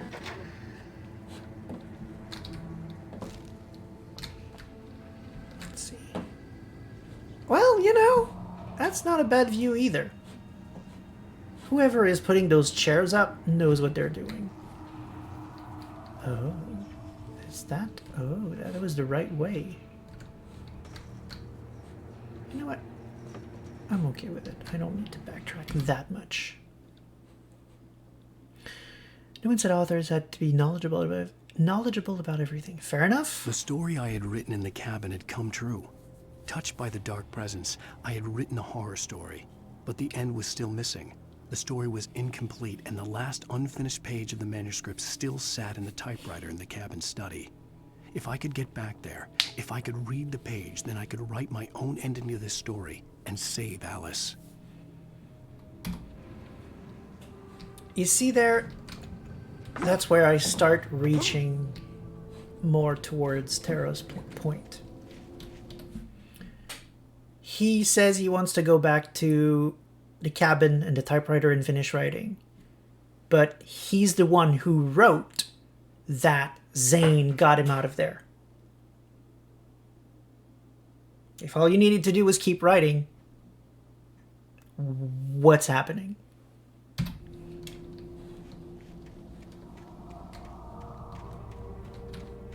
Were you concerned for your life that the darkness knew what you were going to do and would kill you? Because, I mean, you're no safer now if you were ever to get into the cabin at all. Why wouldn't you instead have Zane weaken her and buy you time to finish writing? I guess if I had to try and explain it, it would probably be the rule that he set himself, that the story must... Like, every stories have rules, right? And he has to follow them. Otherwise, it won't work. If he just writes, I win, the end, the power won't work. Or at least that's what he keeps saying. He said, I think at least twice so far in the course of the game. It doesn't say what's going to happen if he doesn't, though. To be clear. He just said he has to. He just said he has to. That's how it works, I guess. But what happens if he doesn't? And maybe we'll get, actually, the response to that. The answer to that. Because in the page with Cynthia Weaver just now, she said he broke the rules. So maybe he did cheat. Oh, damn. Didn't intend to do that just yet. I can't help but feel like if I go out there, I'm gonna have to fight the entire world and their moms in terms of monsters to get there. But it's weird that they're just letting me chill it out in here. So, I don't know. No one's on last page. That would be one bad book. One page to defeat the big bad and get resolution. True enough.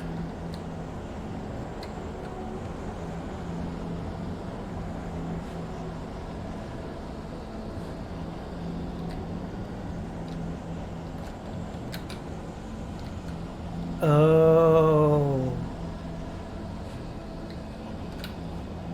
Okay, now I get it. It doesn't stop. I have to try to get on at the right time.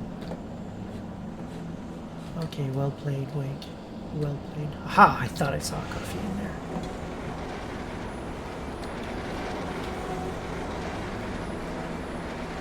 More birds.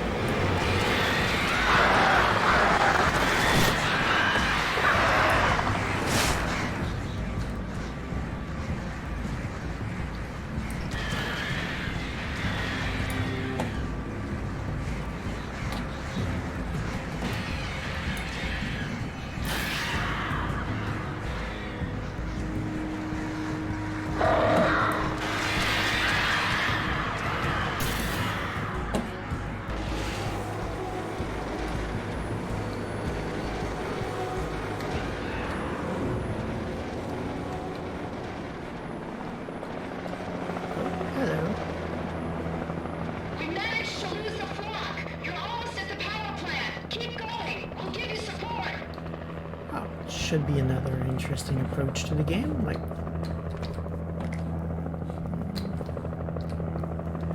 is that going to be another Night Spring, or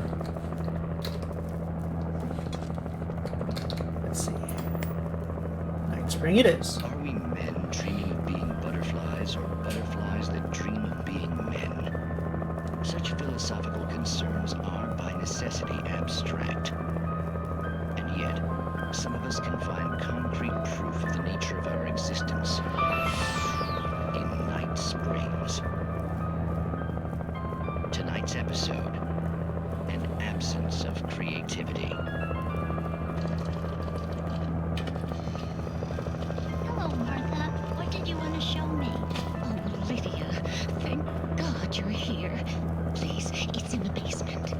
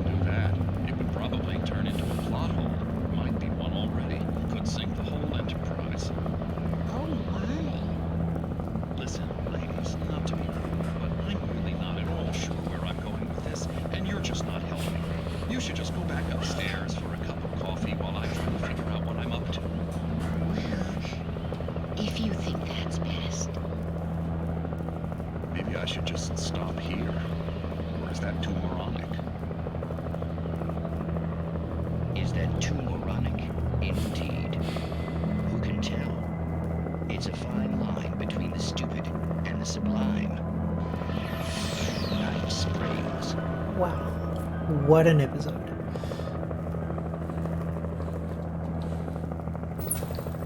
Very meta. Okay. So having support of an helicopter with a huge light like this feels like it would be an interesting change of pace as well.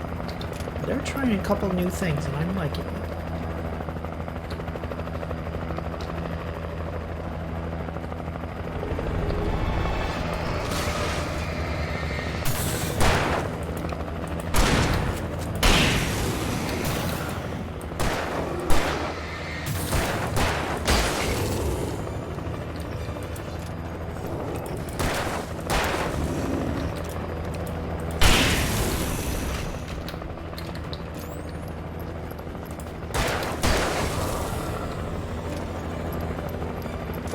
Kind of the reverse of earlier, where I was the light, she was the gun.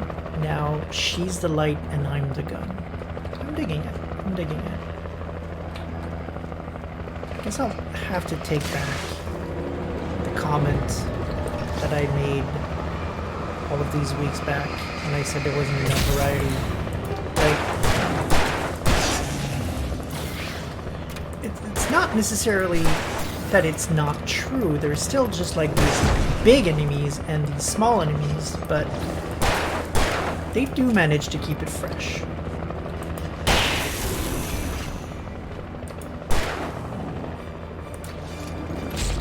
And again, the complaint actually at the time wasn't per se that it didn't remain fresh.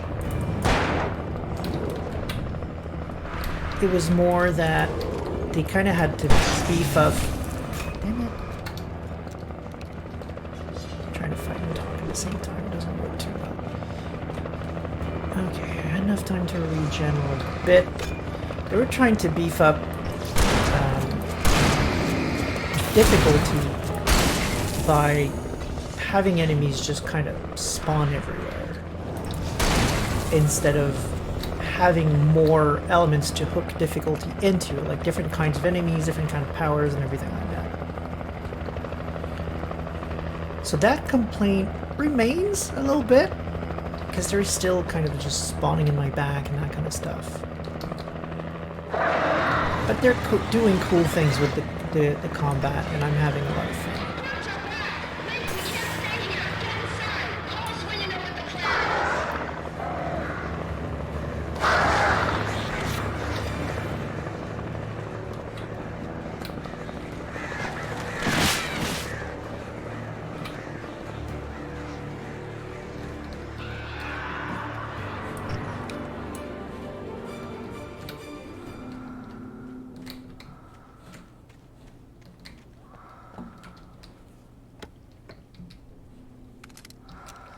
Oh, in the news I found a really funny Microsoft own Crash and Sony own Bungie. Microsoft own Crash? What do you mean Crash?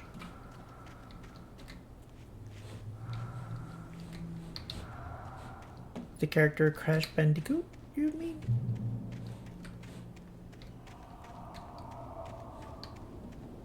A bit confused there. But yeah, Sony buying Bungie is pretty big too. A couple weeks back, obviously, Microsoft bought Activision. That's going to be big as well.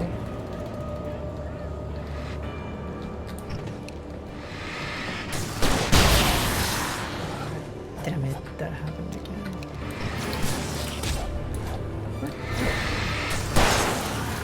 I'll need to stop. Right. But what's the link with Bungie?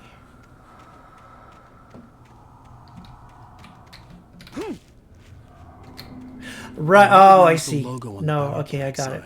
I'd seen a version of it painted all over the area, signifying hidden caches of supplies. Oh, interesting reveal. Simple, but interesting. Because, yeah. Yeah. Bit of a reversal there. For people not necessarily following, yeah, Bungie used to be with Microsoft. They weren't owned by Microsoft, but they were with them. Hold it right there! Miss Weaver! Cynthia! I'm a friend! Prove it! You knew Zane! Thomas Zane! You're the Lady of the Light in the song! You can help me! Didn't expect a big cutscene right there. Time. Sorry about that. Young man, I've been waiting a very long time for you.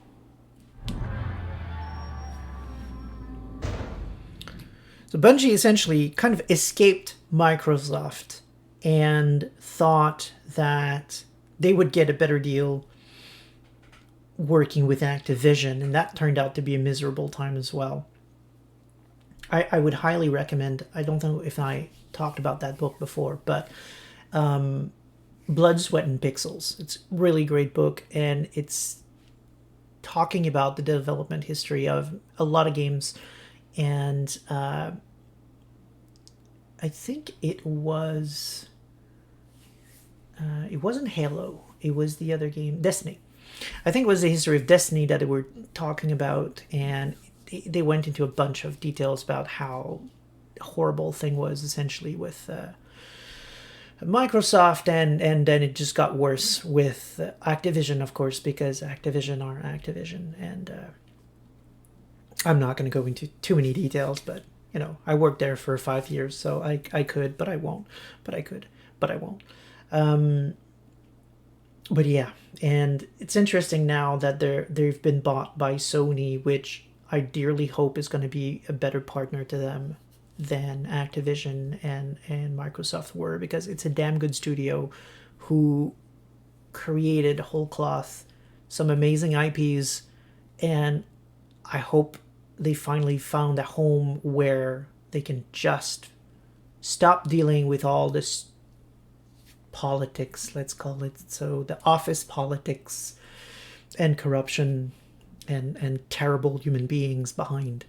At least Activision, I can't say necessarily for Microsoft, I don't know, but at least Activision for sure. I hope that now, not having to deal with all of that, they're going to be free and will be able to unleash fully their creativity and just blow us all away.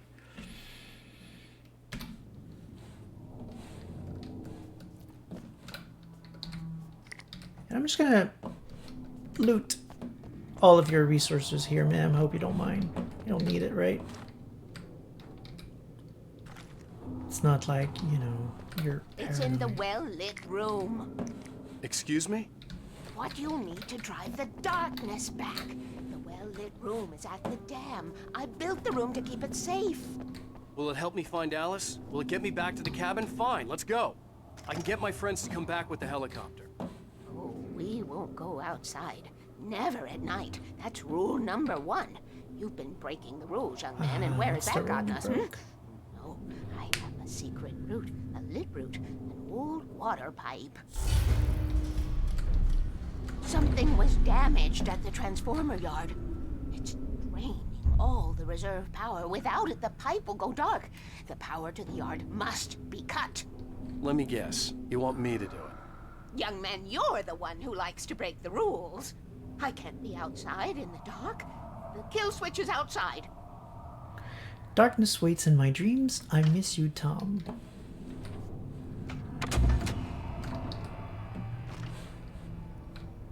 I have been preparing for these times, the dark tides. You have found my caches, haven't you? You can see the signs. Very few people can. See the signs? I mean, anyone with a flashlight could see the signs. Yes, please. Take what you need. This is all for you, for the likes of us. We do Tom's work, don't we? Hurry! The switch is on the wall facing the shore.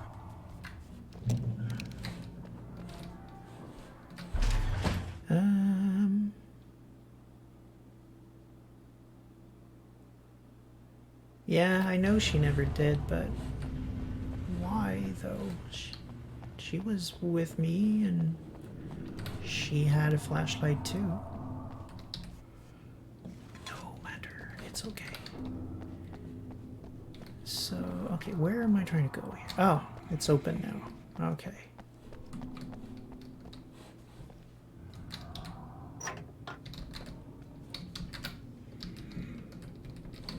Okay, that's weird.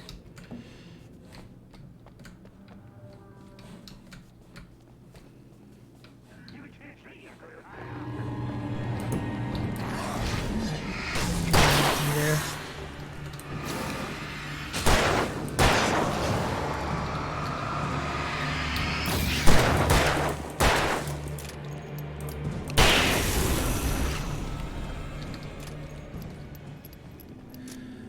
Good point.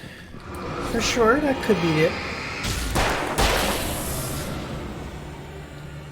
Darkness. Weaver had sent me to cut the power to the transformer yard. I was willing to do grunt work for her to get her to help me.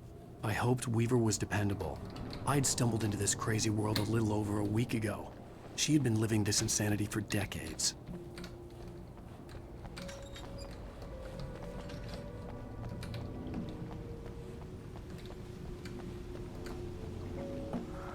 If we indeed completely made her up.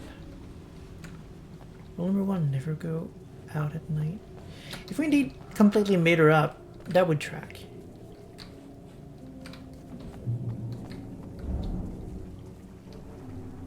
I could see the kill switch that would cut the power to the transformer yard. Now I had to find a way to reach it. Sounds like a puzzle. Okay. Before we deal with that puzzle, let's take a quick bio break. I'll be back in 3 to 5 minutes, and we're going to do that. Sounds like it could be a good spot anyway for the end of the chapter, so that seems good. It looks like we're going to finish on time tonight, which is yay. So I'll be right back. See you all in a few minutes.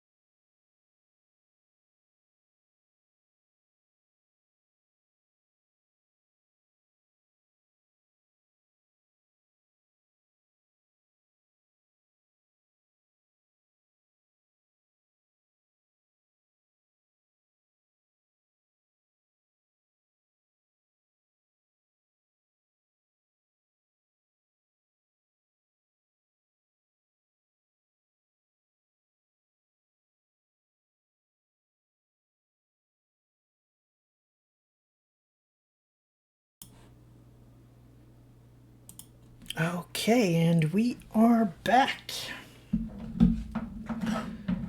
Let's do this. I don't know what to expect. Depending on the puzzles, sometimes I'm super good, sometimes I'm super bad. We'll see. Okay, so what does this say? Floodgate controls. To be operated by personnel. If I could figure out the gates, I could use them to get to the kill switch. Okay. Rule number 3. Always remember the lantern.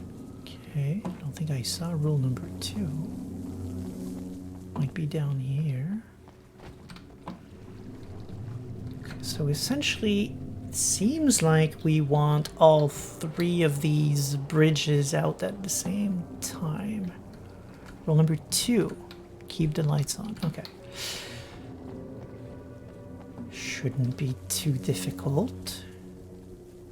Okay, what do you do? You reverse everything that's already there. Do you do the same? Okay. What do you do? Okay, so this should do it then. That was freaking easy. Didn't even need the first switch.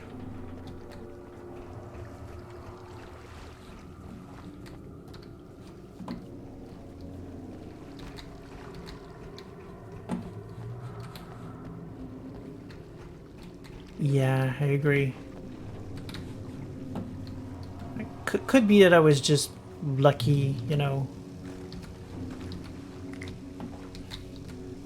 Who designs these things?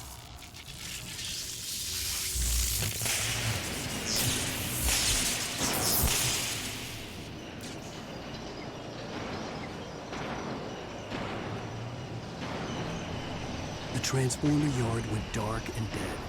Weaver's water pipe passage should now be good to go.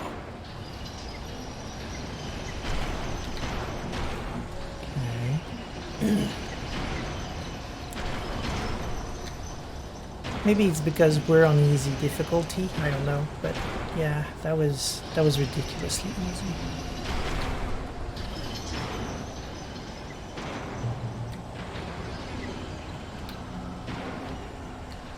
I'm thinking maybe the intent here was that most people would probably start with the first button, which just kind of randomly didn't happen for me, but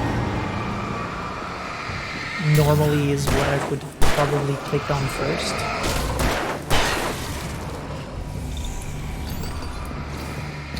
I don't care. I'm just gonna finish that guy first. Oh crap, he turned around quick.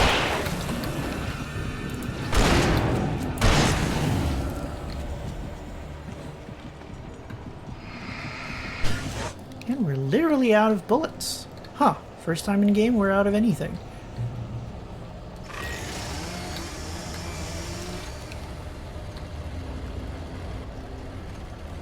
Where are you? I heard... There you go.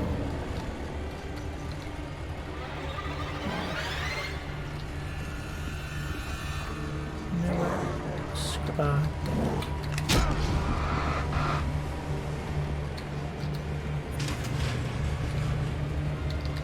Don't need to fight any of y'all. You don't give XP. Okay, so the rest of the city I'm protecting. Yeah, definitely.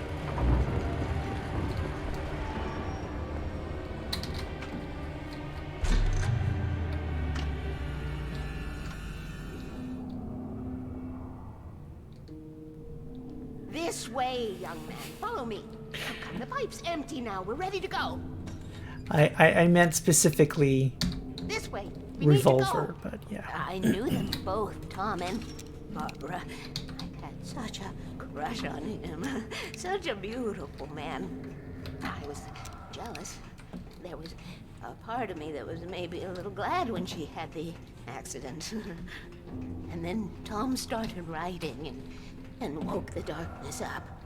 He tried to bring her back, but you can't do that. There are no free rides like that. I'm starting to realize that.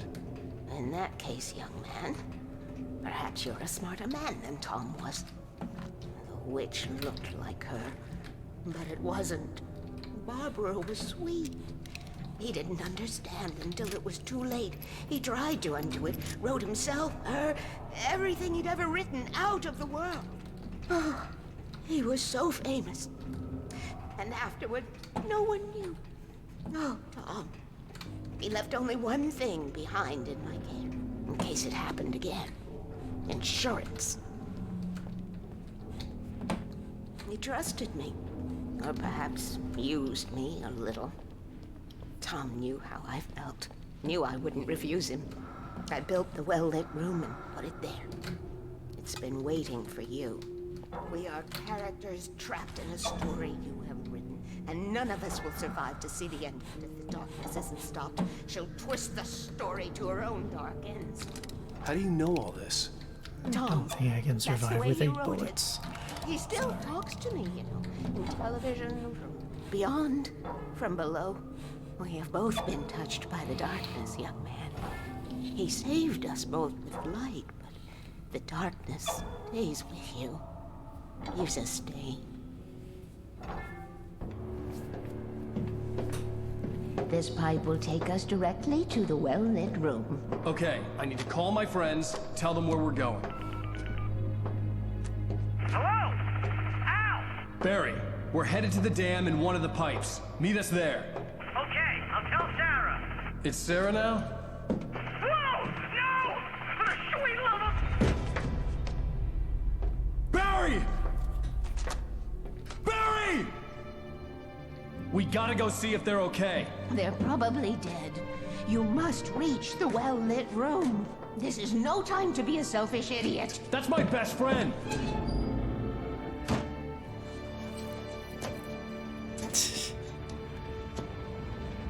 Well, be a fool. I'll use the pipe. I'll meet you at the dam if you make it.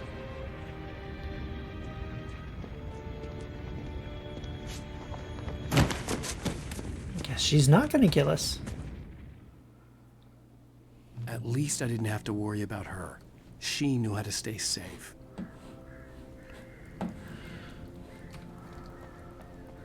Oh boy.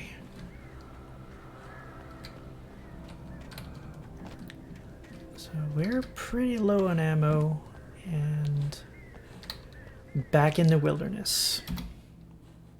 Sarah was almost starting to relax. Maybe they could turn this into a win yet. Suddenly, there was a piercing sound, like a table saw gone wild, as 100 birds made out of shadows swarmed into the rotor. The chopper bucked wildly and the board lit up, telling her what she already knew. They were going down. Barry Wheeler screamed next to her.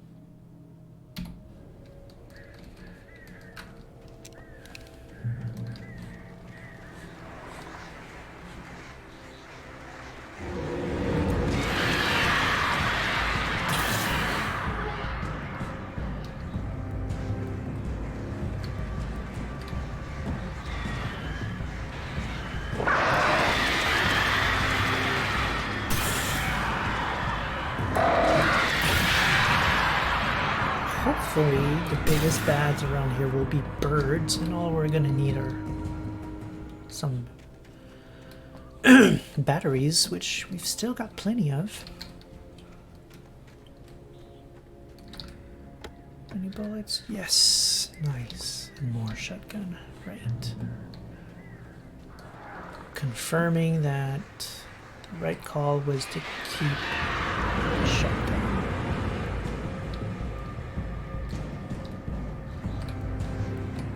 Oh, could have just gone down there.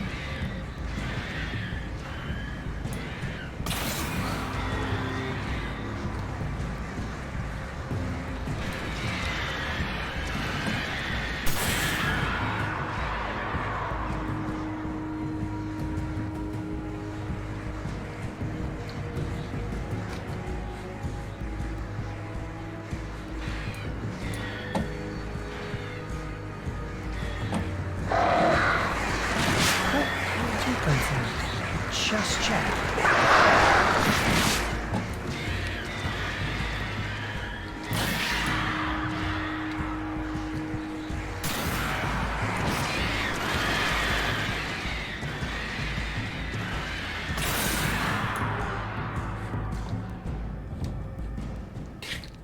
using my flashlight as a weapon, and for some weird reason I keep trying to reload. Like, it's a flashlight. I can't put bullets in it. Barry! Sheriff Baker! Sarah! The crash site looked bad, but as far as I could tell, the wreck was empty. I concur.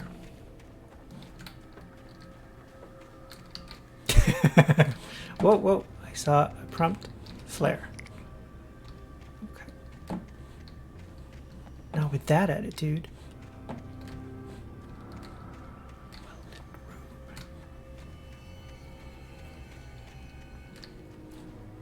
I was expecting a fight here.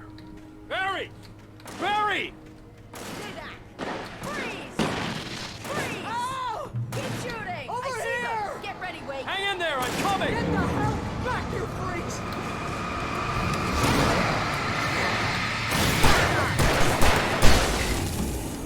I don't think I didn't see you there.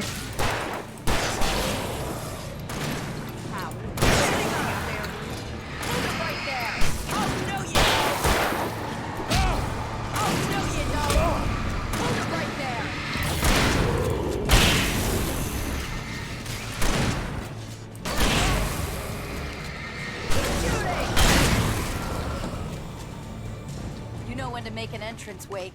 We were ready to make like Butch Cassidy and the Sundance Kid. I have a different ending in mind. Yeah, I'm fine. Thanks for asking. I knew you'd be all right. How's that? The flaming eye of Mordor? Laugh it up, funny man. Didn't we have somewhere to go? Weaver will meet us at the dam.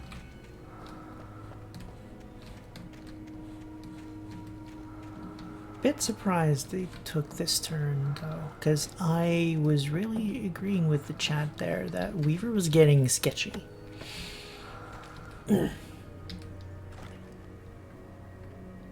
Sorry, you're not giving me enough ammo of anything for me to switch to the hunting rifle.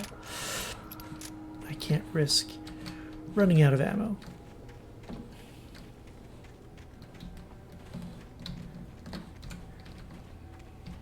Besides, we're almost there. When you spend most of your night running uphill while a crazy bunch of demon hicks try to take your head off with an axe, you know your helicopter crash landed in Night Springs. Funny. Woo! Oh man! Al, let's be careful, huh? Ooh, I should have kept that gym membership. You see those lights? That's the elevator we need to take. Wait. Going on the detour, I guess.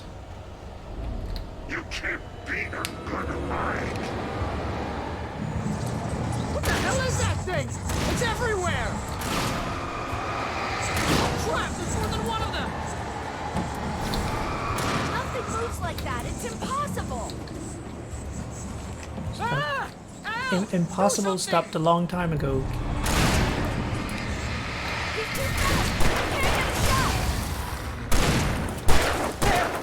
No, there!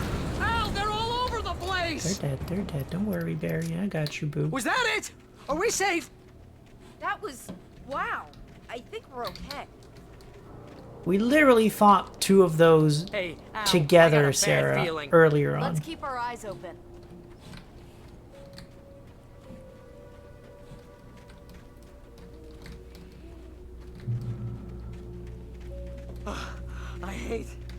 I hate running.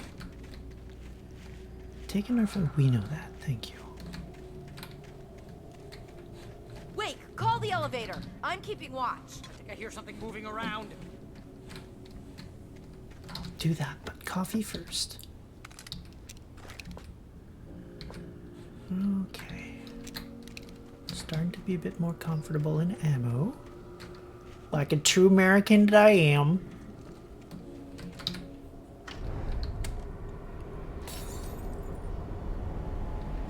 Take it up, Heads up! John. Here they come!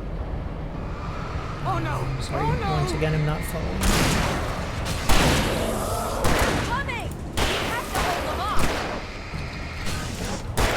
Why was I shooting? It was clearly not ready to take damage. What the heck was I thinking? Oh no! Barry in the way.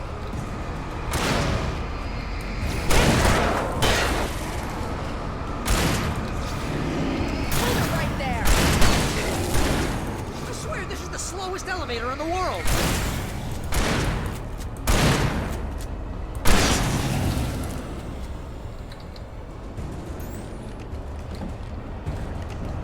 It's almost here, Wake. Just hold on. Freeze! You're hitting us! Oh, no you don't!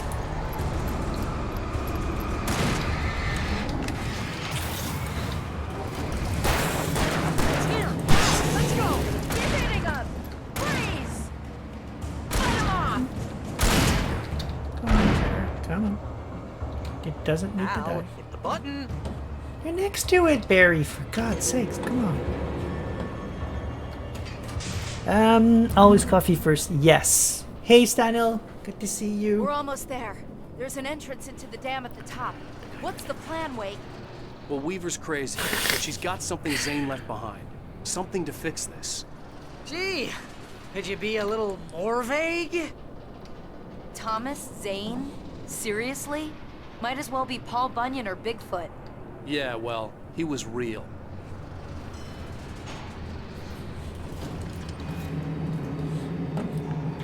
Let's be careful, okay? John running. The guy who invented Jeez, running. I hate this! That's awesome. Did not see that one coming. Okay, Wake. There's a button over there that opens the door. Okay, but coffee first. Speaking of coffee first, hello Stanil, I'm happy to see you there. I was wondering, because I know you usually watch the stream, like actually listen to the stream in the background while, you know, working on some project or another, which is perfectly fine. I'm really happy to entertain while you're working. But we usually get an opportunity to talk about the games that I play and your opinion of them and such, but we haven't actually done that with Alan Wake, and I was curious to hear your thoughts about it. So far, at the very least. Because I've always felt like this would be a setting in a story that you would like, because it's about writing, it's about a writer. It's the kind of horror story that I think you and I both enjoy, and I'm curious, what's your take on the Remedy universe? I think something's broken. Hold the button down so we can get in. Oh wow, that's not bullshit. All right, fine. Are you gonna keep it open, or am I gonna have to run?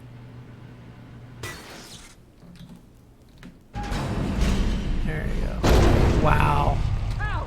Ow! Wait! What's going on? We can get to the dam through here. What's happening out there? You guys go ahead and find Weaver. She should be in the dam now. I'll have to make it alone through the top. Okay, Wake. Good luck. Don't get yourself killed. Ow! Please be careful. I'll take good care of Barry, Wake. You No, just I look can't. after yourself. How do I keep? Ah, yes, of course. You gotta be kidding me. Darkness is helping. She's opening the way.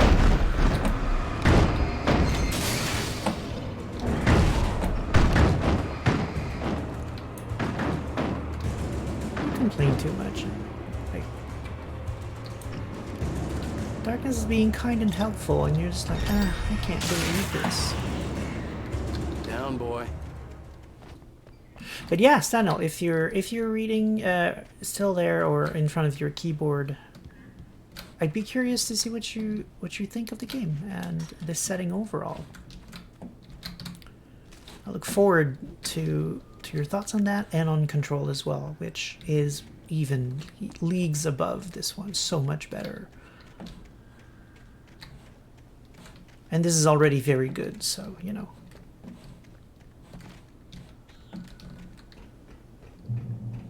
If you care to share, obviously. If you'd rather just discussing it in private eventually. Oh no. I get it.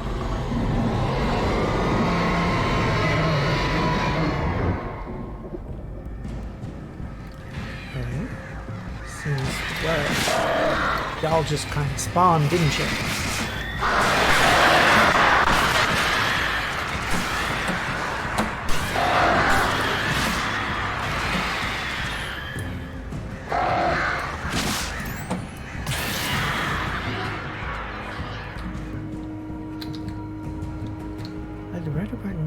Less. Okay. Yeah, I thought as much. Which, again, I completely understand, but I was worried about that.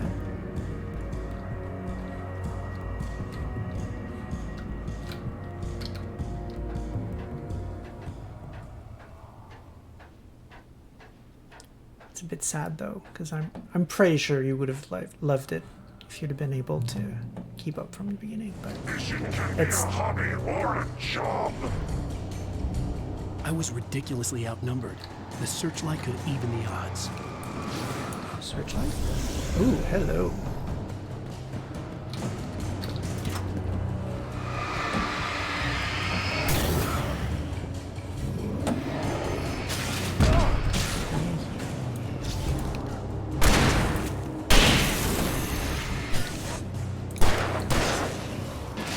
How sometimes the light hurts and sometimes it just removes their protection. Like, it doesn't really even the odds that much if it doesn't do damage.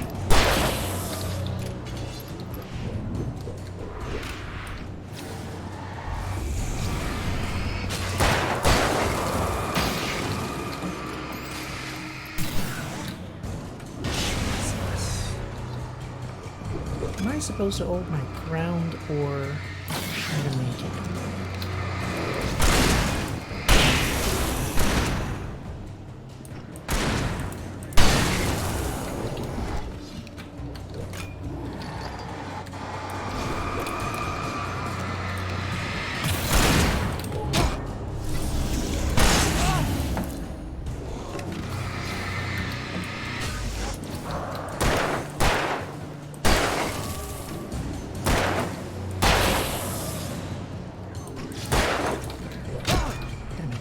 Dodged right into it. Finish mission. Wait, did he kill his friend? I didn't know they had friendly fire. Enough. You will go no further.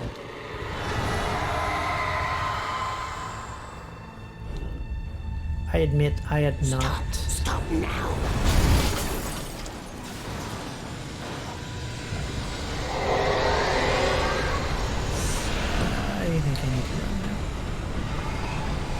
I admit I had not really taken the horror part in the equation.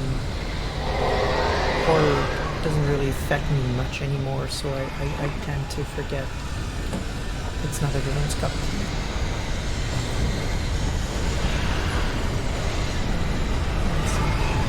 Now it's on. I feel like I need to run and go quickly if I don't want to die.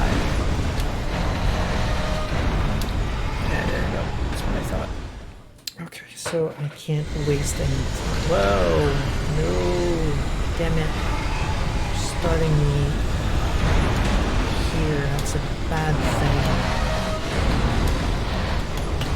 I'm even gonna have time to go through?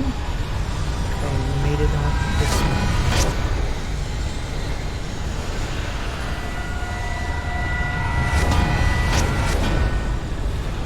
This is awesome. It's really awesome.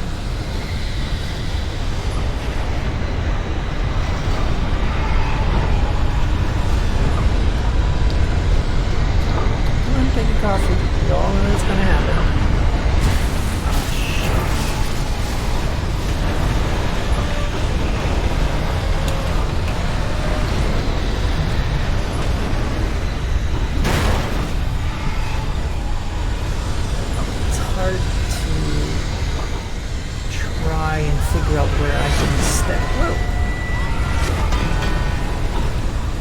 it's just the grills, I guess. What? Why did I die?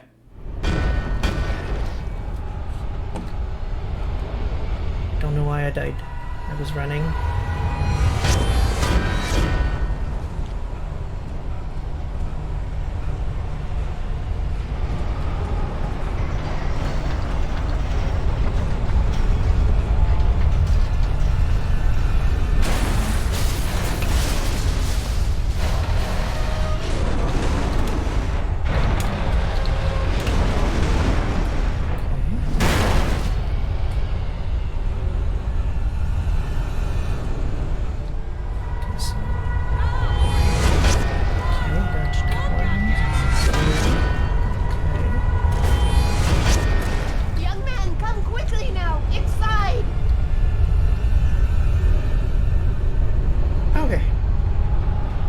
Yeah, definitely got hurt. I was just wondering, like, how am I supposed to dodge that? Like, you made it. Well done. I'm glad I was wrong. But it was a foolish chance to take. Don't worry about the noise. We're safe here. I have looked after the well-lit room for many, many years now. There is no shadow in the well-lit room. The power is fail-safe, and all the bulbs are numbered and changed regularly based on their make and model. Right.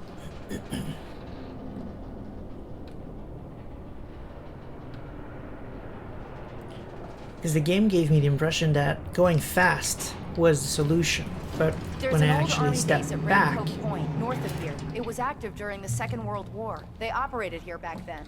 They must have built this. Yes, they did. It's my place now. It became easier to anticipate where they would land and just weave through them. So, that was weird.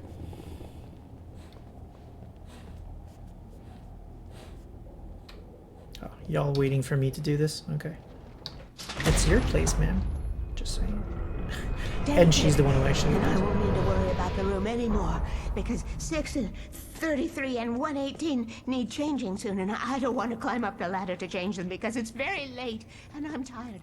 And if you take it, I won't have to do that anymore. The page was autobiographical, a memory from my childhood. But I didn't write this. It was a page written by Thomas Zane. None of them were supposed to exist anymore. Alan, 7 years old, would fight sleep to the bitter end. When he did sleep, he soon woke up, screaming, the nightmares fresh in his mind. One evening, his mother, sitting by his bed, offered him an old light switch. She called it the clicker, and flicking the switch would turn on a magical light that would drive the beast away. To imbue the talisman with all possible power, she added that it had been given to her by Alan's father. Alan never knew him, and anything of his took on mythical proportions in his mind.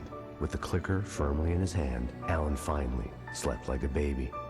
Now, almost 30 years later, Alan thought of this as he stood on the rim of Cauldron Lake, the clicker in his hand. He took a deep breath and jumped. My mind swirled. I'd given the clicker to Alice, yet it was here. Zane had written it into existence, in a story I had written. I can get to her now. I can finish this.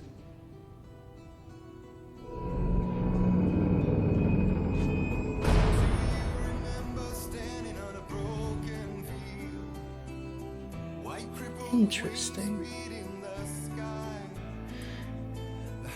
Like, it felt odd, like really convenient that Alan had a story about the clicker considering the themes of the game when he was a kid. But the fact that it wasn't convenient, it was literally purposefully placed there by Zane is really cool. Previously on Alan Wake, I wrote a horror story that has come true. Yeah. Thomas Zane did the same in the 70s. You will go no further. If I continue like the Dark Presence wants me to, the story I'm writing won't save Alice. It's a horror story. No one will survive. You knew Zane! Thomas Zane! You're the Lady of the Light in the song! He left something behind to help me. The clicker. Alan thought of this as he stood on the rim of Cauldron Lake, the clicker in his hand. He took a deep breath and jumped. I can get to her now. I can finish this.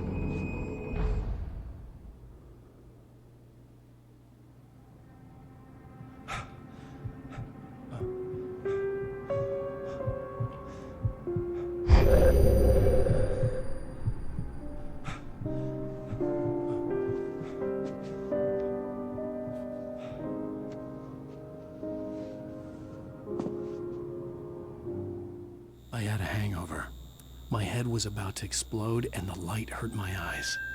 I needed my sunglasses and painkillers to dull the pain. In one of my finer moments of self-deception, I swore to quit drinking.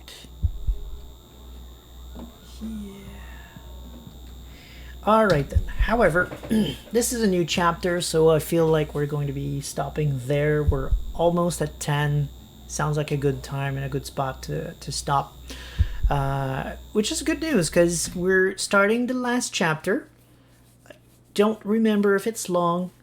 Anyway, I don't remember most of the game anyway.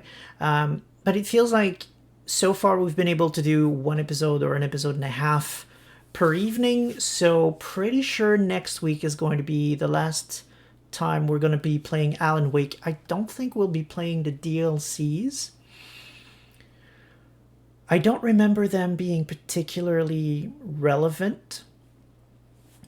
Maybe we'll talk a bit more about them when we're done with the story, because I don't want to give any kind of spoilers away, but as I recall them, they were more built to stall the story, like not really tell anything new, just give some extra content. I assume probably some publishers somewhere pushed them to do some DLC because that was all the rage or something like that back then. I don't know. But very few actual DLCs actually advance the plot or do something that's actually relevant, except when you're, for example, playing Borderlands. Like most of the DLCs in Borderlands have their own standalone story. It's more adventure with the same characters, and it's just zany, it's wacky and it's fun and zany. So those are really worthwhile expansions, and they're big. They're worth it.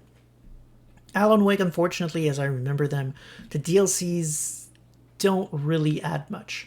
So I don't think we'll be playing them.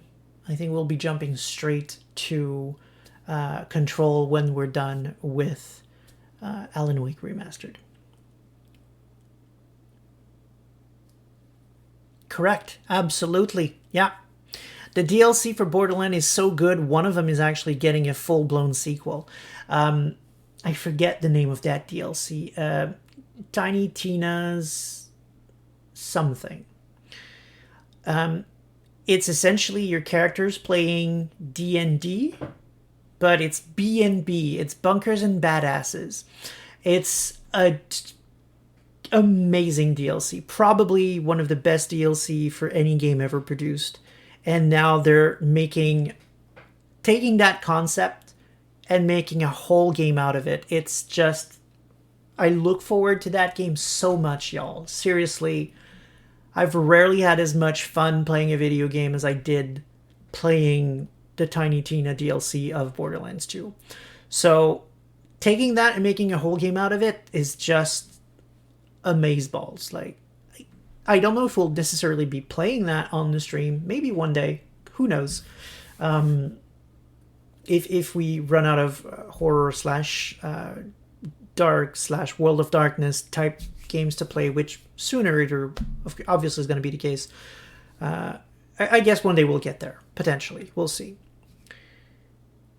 I would like to, I think. I think it's something we would have fun.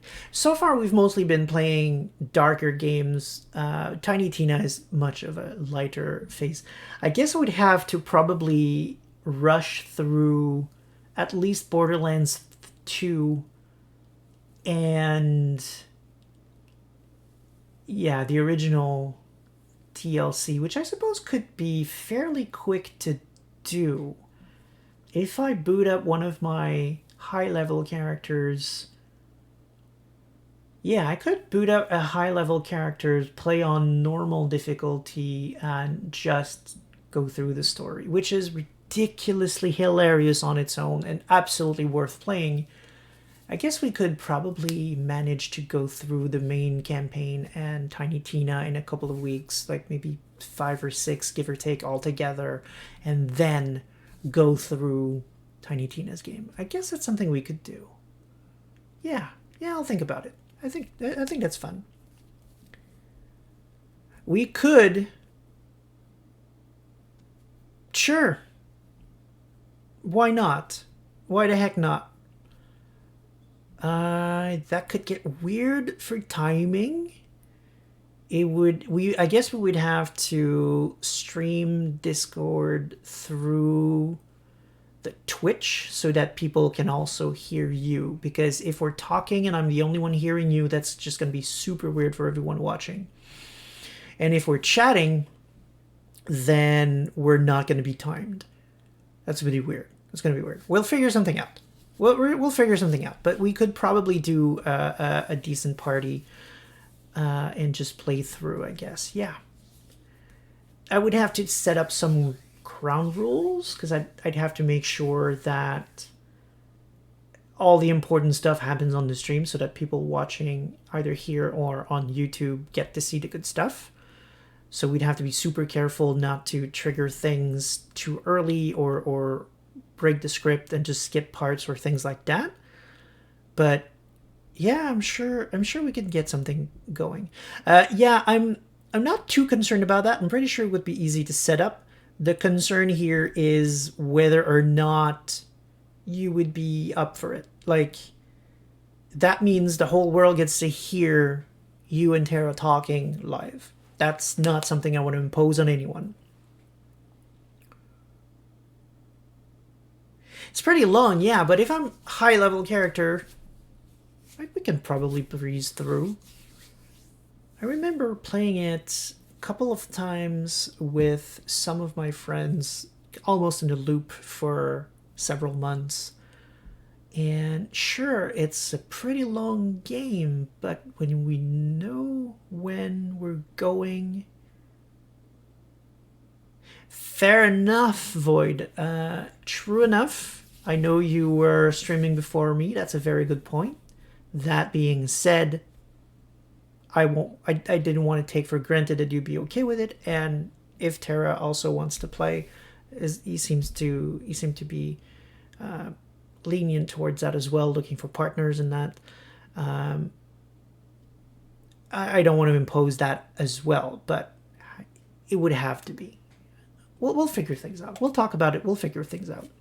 Anyway, we're nowhere near ready for that. Control's is a pretty beefy game as well, at least as long as Alan Wake, so we're definitely going to be playing that for about 6 weeks as well, and we'll see where we are when that's done.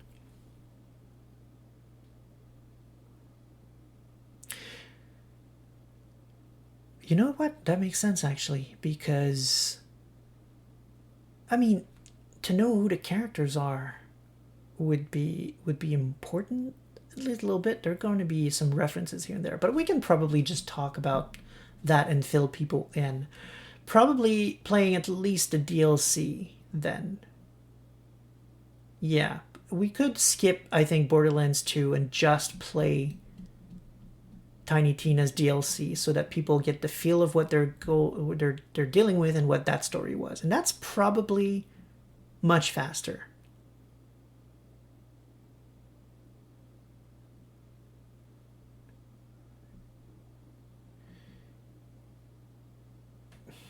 Didn't we say we weren't doing Bloodline? I thought we mentioned something like that, like you were kidding when you put it on the table and said you were not actually a big fan of doing that. But yeah, anyway, Control is definitely first. We'll see after that. I was thinking probably Echo of the Eye after Control and see where we are after that, because there's, of course, Swan Song coming out in April, but that's 3 months away. So I'm thinking Control is probably going to take us until mid-March, because if we're thinking 6 weeks, about roughly mid-March. We have just a couple of weeks until the release of Swan Song. It really depends on how big the Echo of the Eye is. So, I don't know. As for speedrun, glitchless, any percent route, I don't think we'll need that. I don't think we'll need... Sorry, we'll need that. I think we'll just be playing... If we play, we'll just be playing the DLC. And I don't think it's that long, so we can probably just, play and do what we feel like doing. Yeah, that's what I thought. Like 2 or 3 streams or something like that. It's the DLCs really add a lot of content, yes, but they're not full games either. So I was thinking about that 2 or 3 streams. It might fit real well in between Control and Swan Song. We'll see. We'll see there. We'll figure things out. Definitely not up to date. I have not played Borderlands 2 since the last DLC came out, so we'll figure it. As we try to do the Uber. What's the Uber? I don't remember that. It's been a while. I'm out of the loop. But anyway, we'll figure things out when we get there. For now, it's about time, so it sounds like a good spot to stop. Let's... The dragon. Yeah, I remember the dragon was an issue. Yeah. I'm not sure we would do side content like that unless we have, a spare week or something before Swan Song comes out. Because it's interesting content, but it's not necessarily story. It's not necessarily something people need to see before we start Tiny Tina's full game. But we'll see where it goes from there. Anyways, so thank you everyone for coming. It was, as usual, it was a blast. I was thinking recently, actually, how this stream sometimes feels like the good old days. Like a friend of mine, Resh Hazen, who comes on the stream now and again, hasn't been here in a while, but recently made a joke about Castlevania Lament of Innocence, which is a pretty bad game. Definitely not a great Castlevania at the very least. And there was a joke that we kept doing about like useless corridors, because that game hides its loadings behind so many very long useless corridors. It's ridiculous. And there was a joke recently that he put on Facebook, and it kind of reminded me of the good old days, like, I don't know, maybe 20 years ago, when it was just me and him, a controller, a good/bad game, really depends, didn't matter, just having fun, spending this time together, playing through a game and talking, and just, the good conversation. And it made me realize that I think that's probably what I'm trying to recapture with my stream. It's like, we're not just playing a game, we're bonding, we're talking about everything and nothing. I think it's taking me back to those good old days when I could just sit with a friend and enjoy the conversation. It's something I guess I don't get as much of now, especially not in the days of COVID, obviously. And I'm really glad I get to have that feeling again with all of you. So on that cheesy ending, let's stop there, and I'm gonna just thank you all again, once again, for coming tonight, and we'll all see you next Monday, where, who knows, maybe I'll have more news, probably not, but who knows. So see you all in a week. It's for the probably final episode of Alan Wake Remastered. Have a good night, everyone.